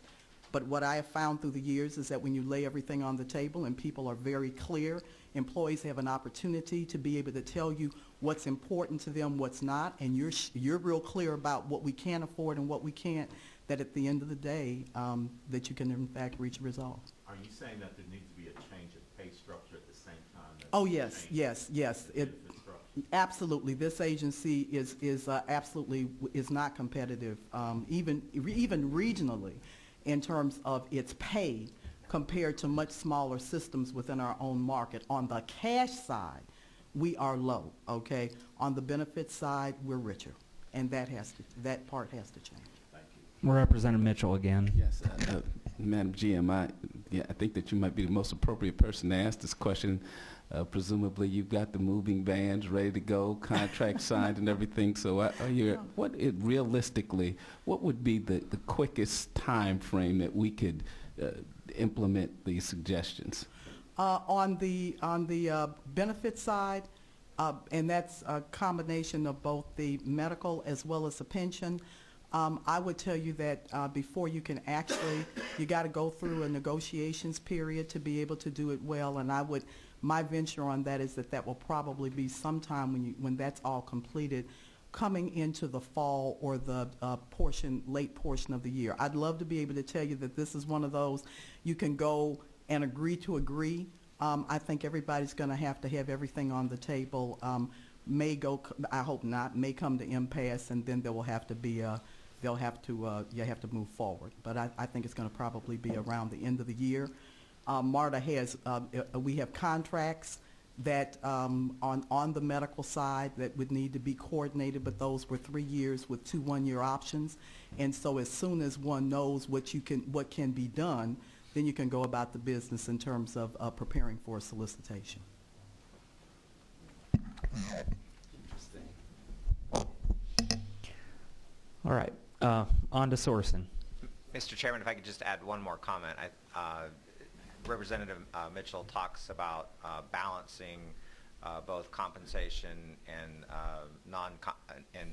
non-cash compensation. And if you look on page 38 of our report, I'll just read you the last sentence of the third paragraph. I'll just read you the last sentence of the third paragraph. It says, change the mix of pay and benefits to better align to the market by increasing base pay rates, decreasing retirement benefits, increasing contributions, et cetera, et cetera. So we understand that, and that's actually in the detail of our report.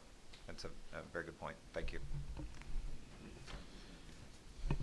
Thank you, Chairman.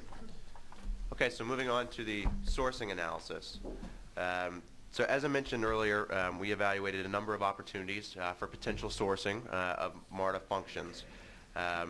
In a very easy to understand perspective, what we did is we identified MARTA's current cost to perform a certain function and compared that to average sourced organizations that have sourced that function. So first we went in through a pretty rigorous process of identifying MARTA's current cost by function. We created numerous functional analysis where we met with numerous people throughout the organization, had people kind of put their time in different buckets so we could really understand what's all the time and labor and the non-labor costs that go into each of these functions at MARTA. Then we went out and we have numerous proprietary data points from KPMG, and we also spoke to numerous vendors in the community as well to get price points for if a vendor were to come in, what would they charge, as well as other organizations, both public and private. We have hundreds and hundreds of data points that suggest what they're paying for similar functions. One thing that we did, and obviously it's in the detail of the report, for each opportunity that we sourced, we assessed the complexity. We determined complexity of the function based on MARTA's operating environment, as well as viability of vendors to take on the function, whether there's any impact or potential impact on the labor agreement and any applicable federal transit laws. We also identified, as we mentioned earlier, that none of these benefits, especially related to sourcing, are free. It comes with an initial investment, whether it's time or whether it's dollars that's needed to create an RFP, work with the vendor, document the requirements, and transition to a full sourcing model does take time. In our return on investment calculations throughout the report, we do consider that investment. Also, I think one thing that I mentioned last time when I was before this committee is that just because you source something doesn't mean that all of the people with that function go away.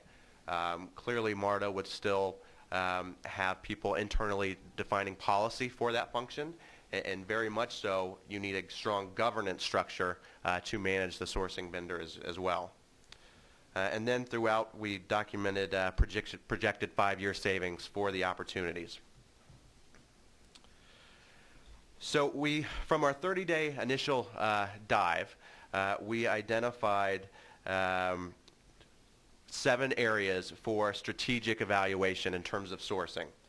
Out of these 7 areas, and I'll read them briefly, it's finance, human resources, IT, risk management, customer care center, paratransit, and cleaning. Out of these 7 strategic initiatives, there's more than 50 different functions combined within these initiatives.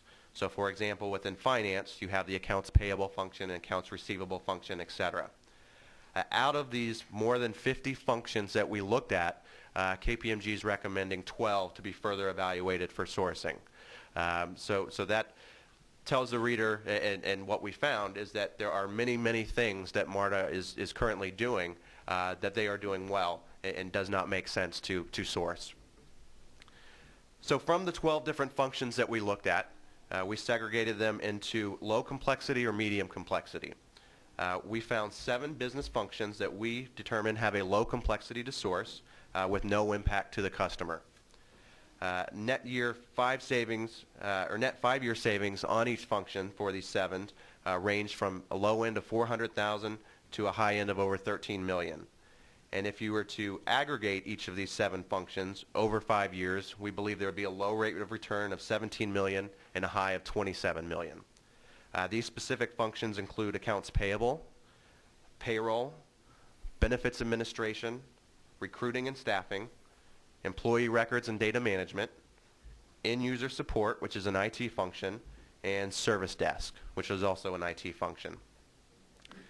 We then identified 5 opportunities that we believe have a medium complexity or a small impact on the customer. These net 5-year savings ranged individually from $0 to over $49 million. And in the aggregate, each of the 5 functions had a low end of $43 million to $115 million. These specific functions are telephony, which is an IT function, workers' compensation claims administration, customer care center, paratransit, and cleaning services. Obviously, our report and the data, it's detailed in the full body of the report. It's based on current market conditions, but we believe that these 12 functions in the aggregate would require an investment of about $15 million, but every 5 years would show a return on a low end of $60 million and a high end of $142 million. Mr. Roberts, quick question for you. On paratransit, I mean, obviously it's a service that is horrendously expensive to MARTA that they are required to provide. How common is, I saw among all of the comings and goings in the media some criticism that, previously there was an attempt at privatizing paratransit that didn't go so well, yada, yada, yada. My question for you is, how common is it in the transit industry at this point for paratransit to be outsourced? My guess is it's very prevalent. Is that correct? Yes. If I can make 2 points, Mr. Jacobs. One, yes, outsourcing paratransit is very common among peers. Most transit organizations do source that function. Second, I was not here, obviously, several years ago when MARTA did try to outsource paratransit, but my guess would be that the diligence wasn't done up front to really define the requirements, have the right contract, and have the right oversight to govern the vendor. Okay. Well, and obviously with with any outsourcing of any kind, diligence is crucially important. Absolutely. So. All right, continue. Oh, sorry, you have questions. Senator Butler. Isn't it true that MARTA outsourced the paratransit before and later brought it back in-house? Do you know? Yes, that is true. Can you tell us why you brought that back? No, the actual it happening long predates me. So it predates me, so I can't speak to the specifics. I can tell you that, so I can't speak to the specifics, so perhaps our consul who is here could talk about when it was, and what I can tell you, and has been confirmed by various board members who are still on the MARTA board who were there when this occurred, is that there were very real concerns on the part of the public regarding quality.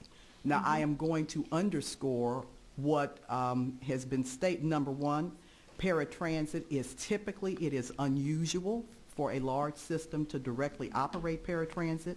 The model in the industry is, for the most part, is contracting out that service, but I will be just as much to say that exactly what the chairman said. When you contract out, it's not abrogation. You have to really have the model in place. It's extremely important regarding the terms, your quality assurance, and all of that. So those are also all in everything that is up as potentially being looked at as the possibility of outsourcing. It isn't like just a boom, we're going to go outsource. It's going to require the agency to take a very thoughtful look and be prepared to do it well. I remember well. I had a few calls about it. Senator Fort. I may hold my question, Mr. Chair, because I have an issue about how this sourcing and other recommendations relate to procurement, and it may be best for me to ask my questions after they finish this. Continue, Mr. Roberts. Okay, so the next slide, it basically is summarizing the sourcing analysis in terms of where MARTA should go from here. So what are the next steps? So clearly, MARTA needs to decide what its next steps are, determine its internal feasibility of sourcing, assess are there potential impacts on the labor agreement or federal transit laws, are there existing contracts that MARTA may have recently entered into that may delay some of the implementation of some of the sourcing opportunities, finalize the scope and objectives. What exactly do they want the sourcing vendor to do? They may want something to be different than the way they're actually performing the function today. And once MARTA finalizes the strategic plan and roadmap, basically needs to develop a change management plan and a transition plan. Obviously, that's the key to success here. We are recommending that, or we believe that any of these opportunities for full implementation could take between 6 and 12 months. We believe that there are certain opportunities that could be bundled together. There are many sourcing vendors that could actually provide the sourcing for multiple opportunities. And we also believe that multiple sourcing opportunities with different vendors could occur simultaneously.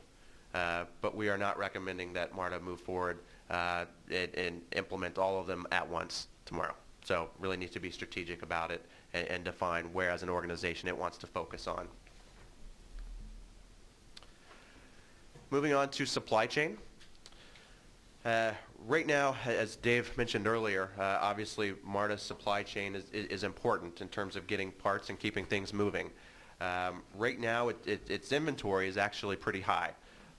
Total current inventory on hand for MARTA is approximately $29 million. Just over $20 million of it is marked as active inventory, and 8.4 is marked as inactive inventory. The age of MARTA's fleet is a contributing factor, but looking at the inventory turnover, so basically how long does it take for MARTA to go through its inventory that maintains on hand, is just over 297 days, which is almost a year, which is very high. There's opportunities currently if MARTA were to implement more of a formal disposition strategy, and they could reduce about $5 million of that inventory relatively shortly. But our real recommendation, as we talked about earlier, is moving toward more of a VMI, or a vendor managed inventory approach. Basically, it's shifting from the mentality from a just in case, where you have everything on hand and ready when you need it, to more of a just in time inventory strategy. And the opportunity there would be between 2.7 and 5.5 million annually. And basically, this is where somebody comes in and manages the inventory. They own the parts and they get it for you when you need it, rather than MARTA having large amounts and millions of dollars stored that isn't being used right now. We looked at MARTA's utilization of Oracle, that is MARTA's ERP or financial system. As we mentioned, MARTA actually had plans to implement full-scale Oracle many years ago, but due to the economy and numerous financial pressures, MARTA was not able to implement all of its applications. So what we did is we looked at MARTA's Oracle use from two lenses. One is related to how MARTA currently is using Oracle that it owns, and the second is how are there new functionalities of Oracle that MARTA could purchase. Looking at applications that MARTA currently owns, we notice that there's two applications, and it's related to procurement, the purchasing application as well as the iProcurement application that MARTA currently owns but is not fully utilizing to its fullest extent. If MARTA enhances its uses, is trained on it, and use the applications as it could result in an annual savings of 12 employees or $800,000 a year. We also noted three applications that MARTA had planned initially to implement, but failed to because of the economy, that if they were to implement today, would result in approximately 15 employees or over $1 million a year. And that's related to iRecruitment, HR self-service, and iLearning. And actually, since we've been going through our report, some of these applications have started to be implemented as well. Next area is procurement. We were asked to do a high-level review of MARTA's procurement function. And we also highlighted MARTA's procurement function in our Phase 1 report as well, referenced earlier. But basically, there are many manual processes as part of the procurement function. This kind of goes back to some of the underutilization of the purchasing and iProcurement Oracle modules. But because of the high manual processes, it contributes to high personnel costs and increased risk of error. There are certain procedures that it's either mandated by the state or governing policy from the board that does require MARTA to do a lot of back and forth and take on additional tasks that are above and beyond what are required of their peers. And again, we highlighted that in Phase 1, and we recommend some of the governing structure or some of the governance to change so that MARTA can be more in line with their peers and operate a little bit more efficiently. And third bullet there in terms of procurement, obviously, and we've talked on it in the sourcing section, is that as MARTA evaluates opportunities to source things, its procurement function really needs to beef up. As we said before, that this is something that you really need to have a lot of diligence on to manage the vendor and be aware. Question, Representative Mitchell. When you say that procurement process needs to beef up, what specifically do you mean? If you look in the sourcing analysis that we've prepared, in each of the 12 instances, we talk about the additional, there's incremental costs that MARTA will incur to manage these contracts. And much of that cost to manage the contracts in each of the 12 areas will be in procurement. So the contract officers, managing the contracts is a complex process, and that we're the largest sourcing advisor in the world, and where we see organizations, public and private, be successful in sourcing, there's enhanced utilization of really technical procurement officers. So interesting. you're just going to, if you're going to change your mindset, and when you change your mindset, you can delegate the task, but you don't delegate the responsibility. So you have to exercise control, and that's done through procurement officers. Yeah. Mr. Chair, if I may, since I had the mic, Dr. Scott, he outlined a 6 to 12 month implementation period. I would love to hear what you think, if that's realistic. We had a little discussion about this the other day. I do not at all disagree that from the point that you are absolutely, totally ready that to be able to do 6 to 12 months, just like we just talked about all of the issues related to medical and pension and all of that. Well, you got to get through a negotiation period, okay? So once you finish with all of that, which I'm saying to you right now is going to be about a year, okay? And then you also have some other related contracts in place. You could do them for convenience, but you'd have some penalties there. And you've got to develop your specifications, and you got to get ready to put them on the street, and you're going to have evaluation periods. So not knowing exactly which ones it's specific to say that once you're totally ready to go, you've done all your analysis, you've got your stuff lined up, that you could in fact wind up doing an implementation, because I'm not trying to make this be tortured, within 6 to 12 months is true. However, it is not taking into consideration what would be the upfront that you have to do in order to be able to do it well. We had this discussion just the other day, and there's not a disagreement about well, maybe that. I'm reading more into it. Is it your suggestion that 6 months from today we can start have this fully implemented? No. I think the short answer is no. For each individual opportunity, it can take between 6 and 12 months. That's the average for an average organization in the public sector. But as we've talked about before, some of MARTA's own procurement processes are more lengthy than others, so that would delay that. Do you have specific examples of that, Dr. So Scott? let me give a specific, okay? And that's just assuming if I've got to take it through committee. If I were going to take an RFP out, doesn't mean that you can't change things around, but if I were going to do something, and I said today I want to do one of these recommendations that's in here. Well, the first thing I can tell you, even if I don't get into any complexities, let's just take any of them that the big ones that have to do with people.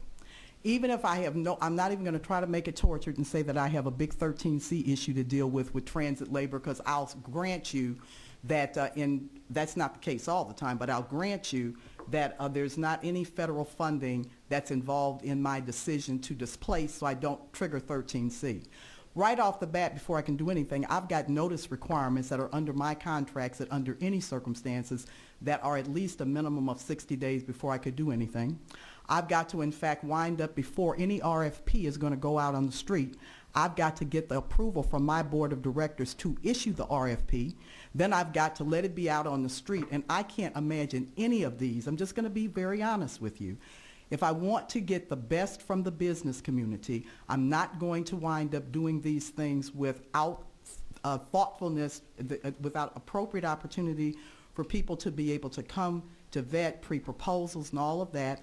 Once I get to the point of getting ready to finish all my evaluation, go through committee, I'm coming back to my board of directors, which is appropriately so, for award. I'm trying to be generous to say that I could begin to see how that I do have a public competitive process that is going to be required and appropriate for every one of these, how that would necessarily be accomplished. So I'm not trying to be argumentative.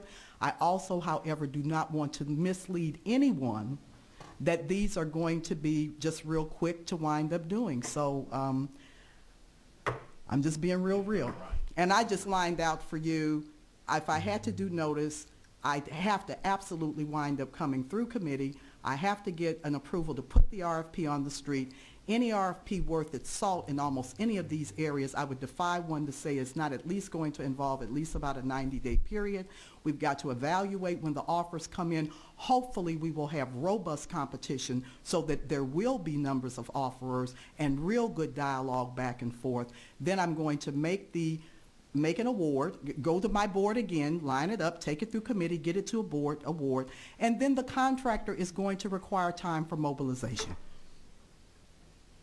And I have just picked out any generic XYZ, and many of these are not generic XYZs. So I, once again, not trying to argue it, but it's just that, and if there's anything that has come through with all the research we've been looking at relative to institutional business transformation, it is don't oversell, do what you need to do, but also be very clear about strategic transformation, and real structural stuff does take the right kind of planning, thinking, so you do it well, you anchor it, and you move forward. Thank you, Mr. Chair. Senator Ford. And that's not even talk about the upfront costs that might be involved, which is another issue. You know. And the other thing, if I could, and I'm certainly not going to try to talk in detail. I'm not saying too much about anything about implementation because it's not. But one of the things we have said is that for this to be real, it must be fundamental to the business of MARTA, which means that it needs to be absolutely anchored to our regular business process, which is budgeting, our annual budgeting development process. Well, and that's a good segue into my question and my concern, and that is because I see here on page 103 under observations 1, 2, 3, and the first two items are about the board and the board's role in the procurement process, and the board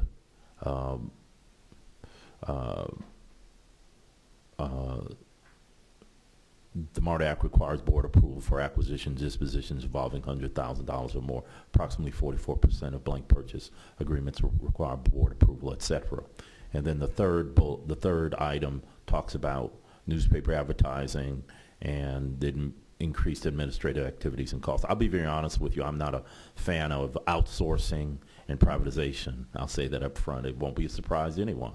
At the same time, if it does occur, I'll be honest with you, I think there needs to be more openness and transparency. The implication on pages 103 and I think are that we may need to change some things to make the process, quote unquote, more efficient. I would argue, particularly with some things that have happened recently over at MARTA, I would argue that based on the need for openness and transparency, not, today and in the future, if changes are made and how contracts are let and, in terms of outsourcing, I would argue that we need to be very, very careful about any changes we make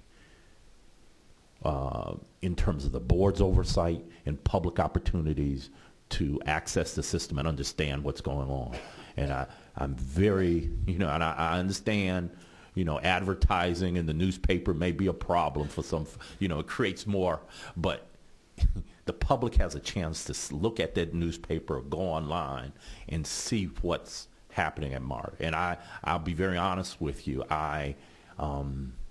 As this process moves forward and, if and when MARTA privatizes and outsources some stuff, I think we need to be more diligent, because there'll be opportunities for people with agendas to be involved in the process and promote friends and that kind of thing. And I'm just being straight up with you. I'm very concerned about that. And thus the board, Mr. Daniels is gone, isn't he? I think the board is going to have to be even more diligent than ever in making sure that what goes on is upfront, open, transparent. The public understands it. MARTOC understands it because, it provides opportunities for favoritism and more opportunities for favoritism. So that's just my comment. You can continue. Great, thank you. Next area is the regional transit analysis. What we did is we were asked to look at peer regional transit agencies, Greta, Cobb County, and Gwinnett County Transit, and see if there are opportunities for MARTA and the peers to share services or come together. Basically, we met with each of the peers and compared to MARTA's operations, and each of the peers, Greta, Cobb Community, and Gwinnett, largely outsource a number of their functions already today. So in the short term, we don't believe that there are any opportunities for shared services. However, we do recommend that MARTA consider the opportunities for sourcing that we present in the report, and we also think that in the future term, there could be opportunities for economies of scale if the regional peers were to come together and source together. So for example, rather than having each peer have a sourcing contract for paratransit, if you were to do it as a regional approach, there could be some economies of scale gained there. And the last area, before I turn it back to Dave for the conclusion, is related to revenue enhancement. We were asked to identify opportunities to enhance MARTA's current revenue stream or identify new areas for revenue for MARTA. So what we did is we looked at transit and transportation organizations on a global perspective and identified some key things that we think can be done, again, from lens one of enhancing MARTA's current revenue streams and two, identifying new revenue streams. With the first lens, we think that MARTA has opportunities to generate revenue by increasing its number of wrapped vehicle advertisements, increasing billboard development, daily parking fees, and expanding vending programs. Now, some of these would require policy change. For example, there is policy limiting the number of vehicles that can be wrapped currently. We also recommend that MARTA assess its fare recovery structure. So is one fixed fee right for MARTA going forward, or should it look at variable fares? And also evaluate the potential use of an open payment system.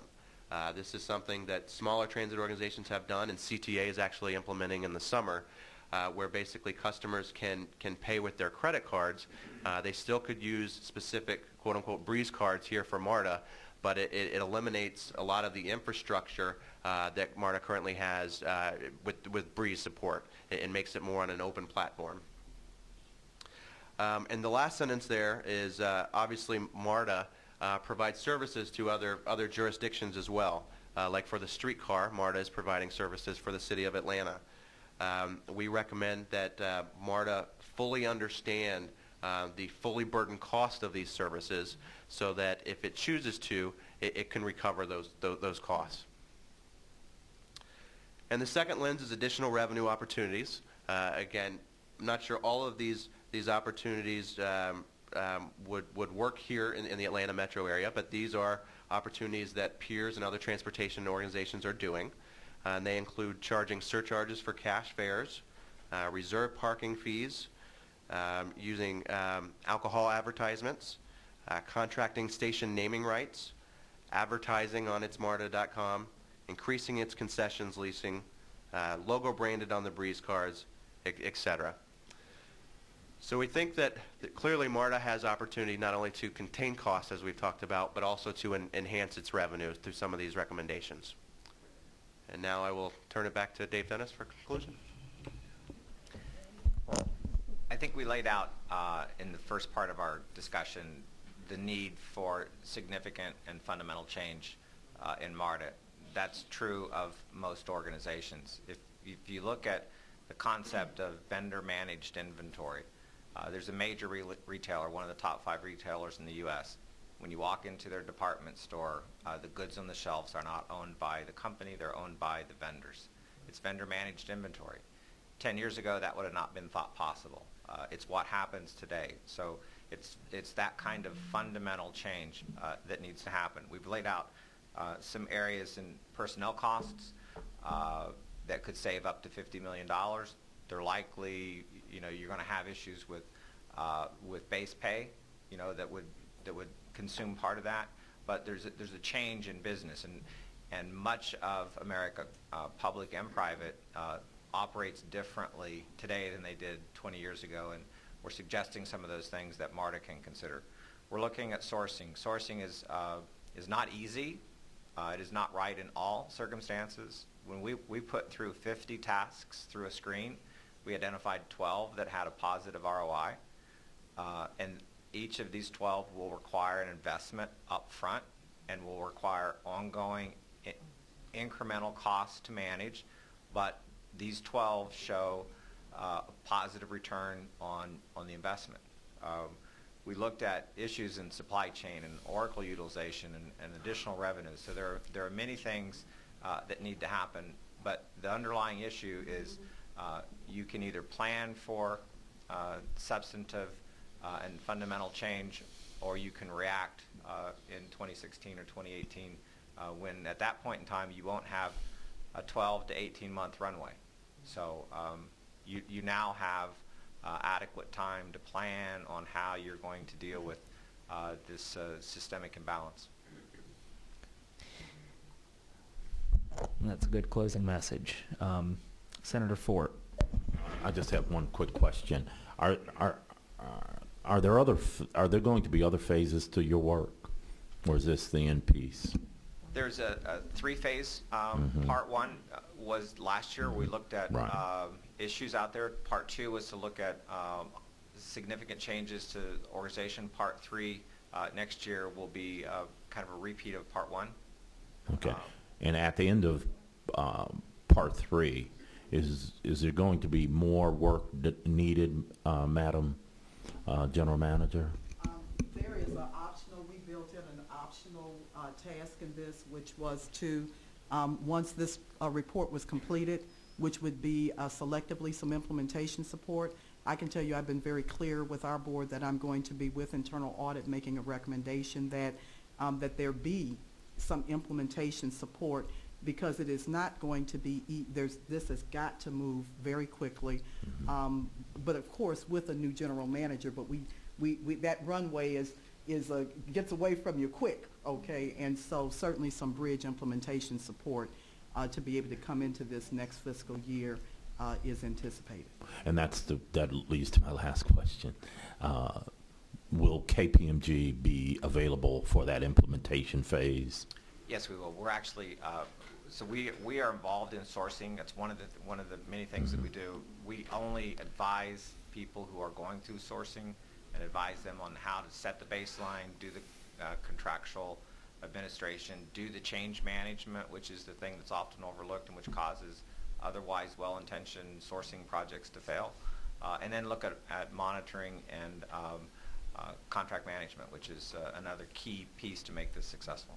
Okay, and this is a comment, not a question.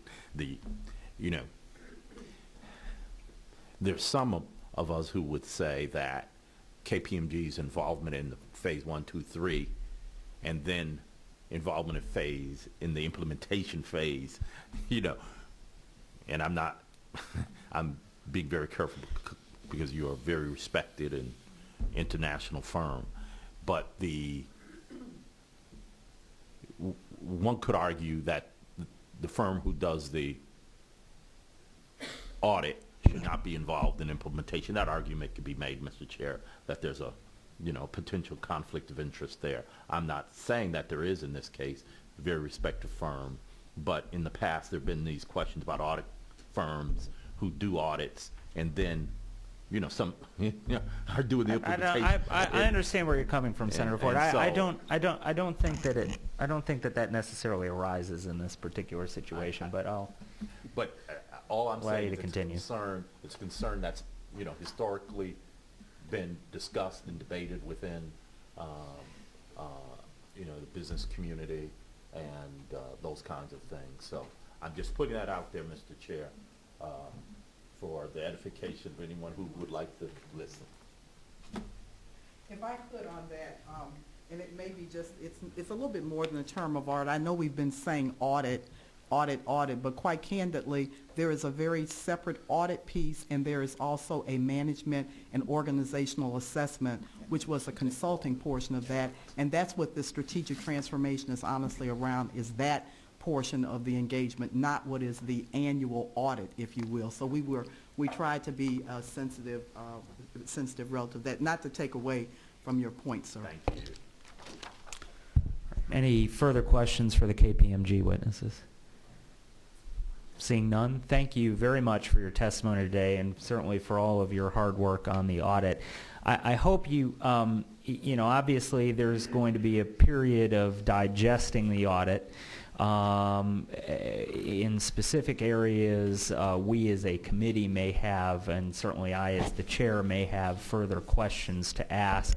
I suspect that you would be available to respond to those in a setting like this, but I just want to make sure that that is indeed the case. Yeah, absolutely. All right. Thank you all very much for joining us today. All right.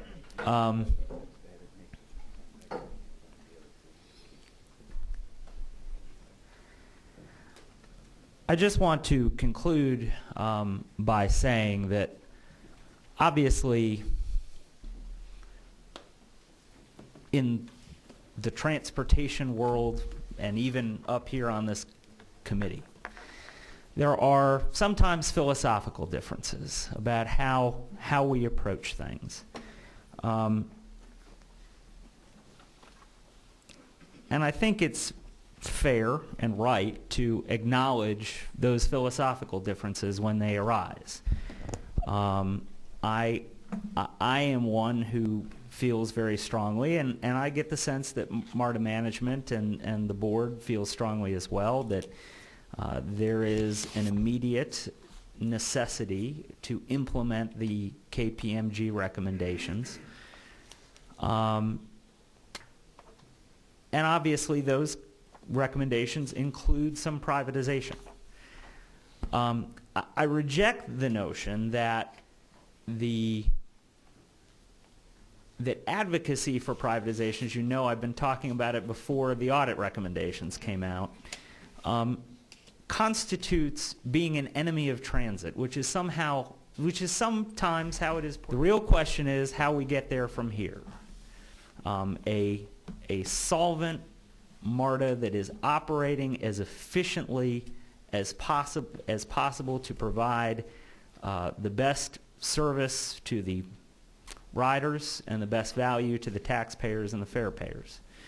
That is where the focus of this committee has been and will continue to be. In that regard, moving forward, it's the chair's intention to focus us back on the big picture. As I said before, I do view violations of the Open Meetings Act very seriously, and they will be addressed very seriously going forward. They have been addressed very seriously thus far, and moving forward, they will continue to be addressed in a very serious manner. But I want to get us refocused on the big picture, and so while before I said that I would hold a further hearing on the business psychology company matter, I am going to release that matter. I am not going to hold a subsequent hearing, nor am I going to request any further documents on the matter. I am going to request further documents related to the open meetings situation, and I will get those requests to MARTA as soon as I possibly can. And then moving forward, to refocus us on the big picture. I do want to call a hearing in the next couple of weeks, and so actually I'll ask Dr. Scott now what works. Towards the end of the month, or the very beginning of the month, November, I think would be great for us. I'd like to do it sooner than then. Okay, I could tell you that anytime coming after 26th,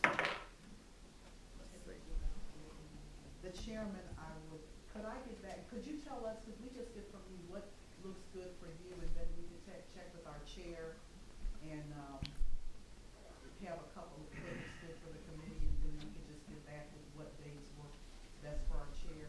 Certainly. Okay, that would be. I mean, I'm going to give you dates within the next couple of weeks, though, Okay. all right?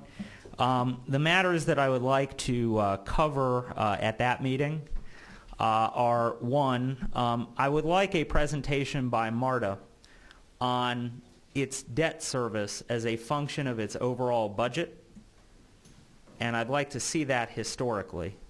So, you know, a period of 10 years or so up to the present, how has it changed? Has it grown?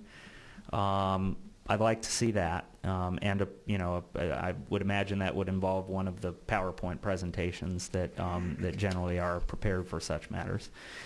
I would like a presentation on the implementation of the cameras on the buses and subsequently the trains, where we stand on that, and what the plans are to continue to move forward with that. Obviously, there was a recent well-publicized failure with regard to the fare machines on probably the worst possible weekend for that to happen. I'd like an explanation as to why that occurred and what has been done to rectify it going forward. And then finally, a very, very minor matter, but we previously had asked for or had some discussion about the GPS monitoring of the buses and having that available in real time. That's not available yet, correct? I mean, it's not on the webs. Not on the web, no. All right. Well, a presentation on where that stands would be appreciated. I just want to follow up on that. Frankly, it's just of interest. I think it's a good customer service measure once implemented. So those will be the 4 subject matters of the next hearing. I do not intend to hold another hearing on the open meetings matter, but I will continue to inquire into the open meetings matter. And I'll recognize any members of the committee who have anything to add, and then we'll adjourn. Representative Riley.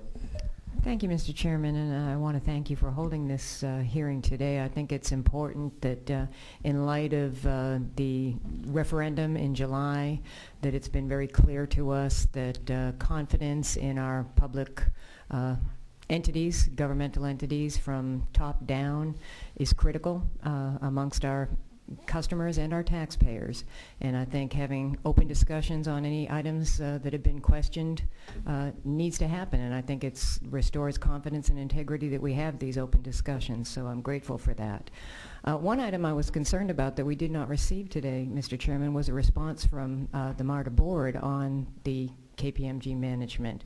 And I'd be interested to hear at some point, potentially in our next meeting, what the board's vision is for implementation of the recommendations that KPMG has offered. I understand staff would definitely have some insight, but I truly would like to hear, and I recognize that the staff would like to comment on that, but I would like to hear from the board, since it is their responsibility and their empowerment to set the vision for MARTA. And I'd like to hear from them, if possible, on what their intention is for implementation. I concur with that, and I actually do not want to hear from management at this time on that issue. Rather, I do want to hear from the board, and I imagine they will speak through Mr. Daniels, who's no longer here. So we will make that item number 1 on the next agenda. Thank you. Thank you very much. Senator Fort. Thank you, Mr. Chair. As MARTA moves forward in this ongoing, I won't say next critical phase, I'll say ongoing critical phase, it's going to be important to me that that openness and transparency in every aspect is maintained, not only with open meetings, open records, but also making sure that as we debate this issue of privatization, that the procurement process is maintained as open and transparent. I'm concerned that there have been recent situations where people have seen opportunities that MARTA and use their political influence to obtain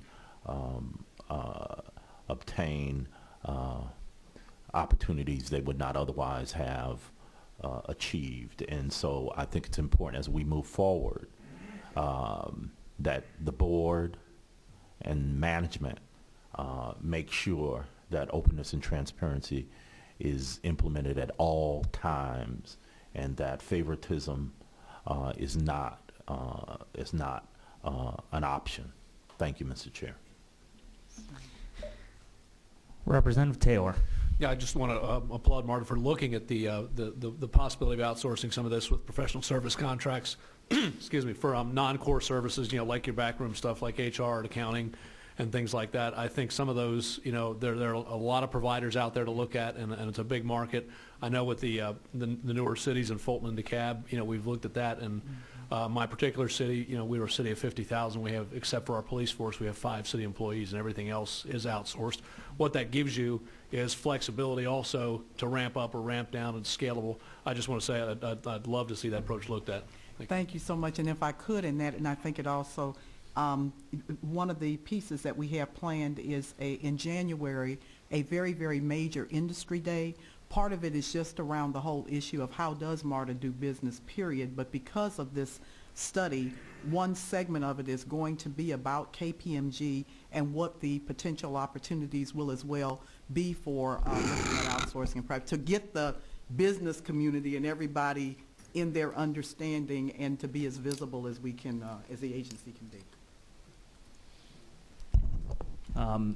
And, I'll just say as a final matter, I do view it as critically important that in order for MARTA to be more broadly accepted in the region as a whole, and I think this may have been one of the messages of the T-SPLOS vote, that it needs to be operating as efficiently as possible. And that is the philosophical prism through which I approach all of this.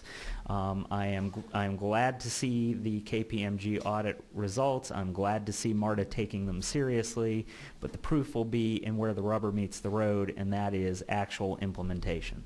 So with that said, there being nothing more to come before this committee, this meeting is adjourned.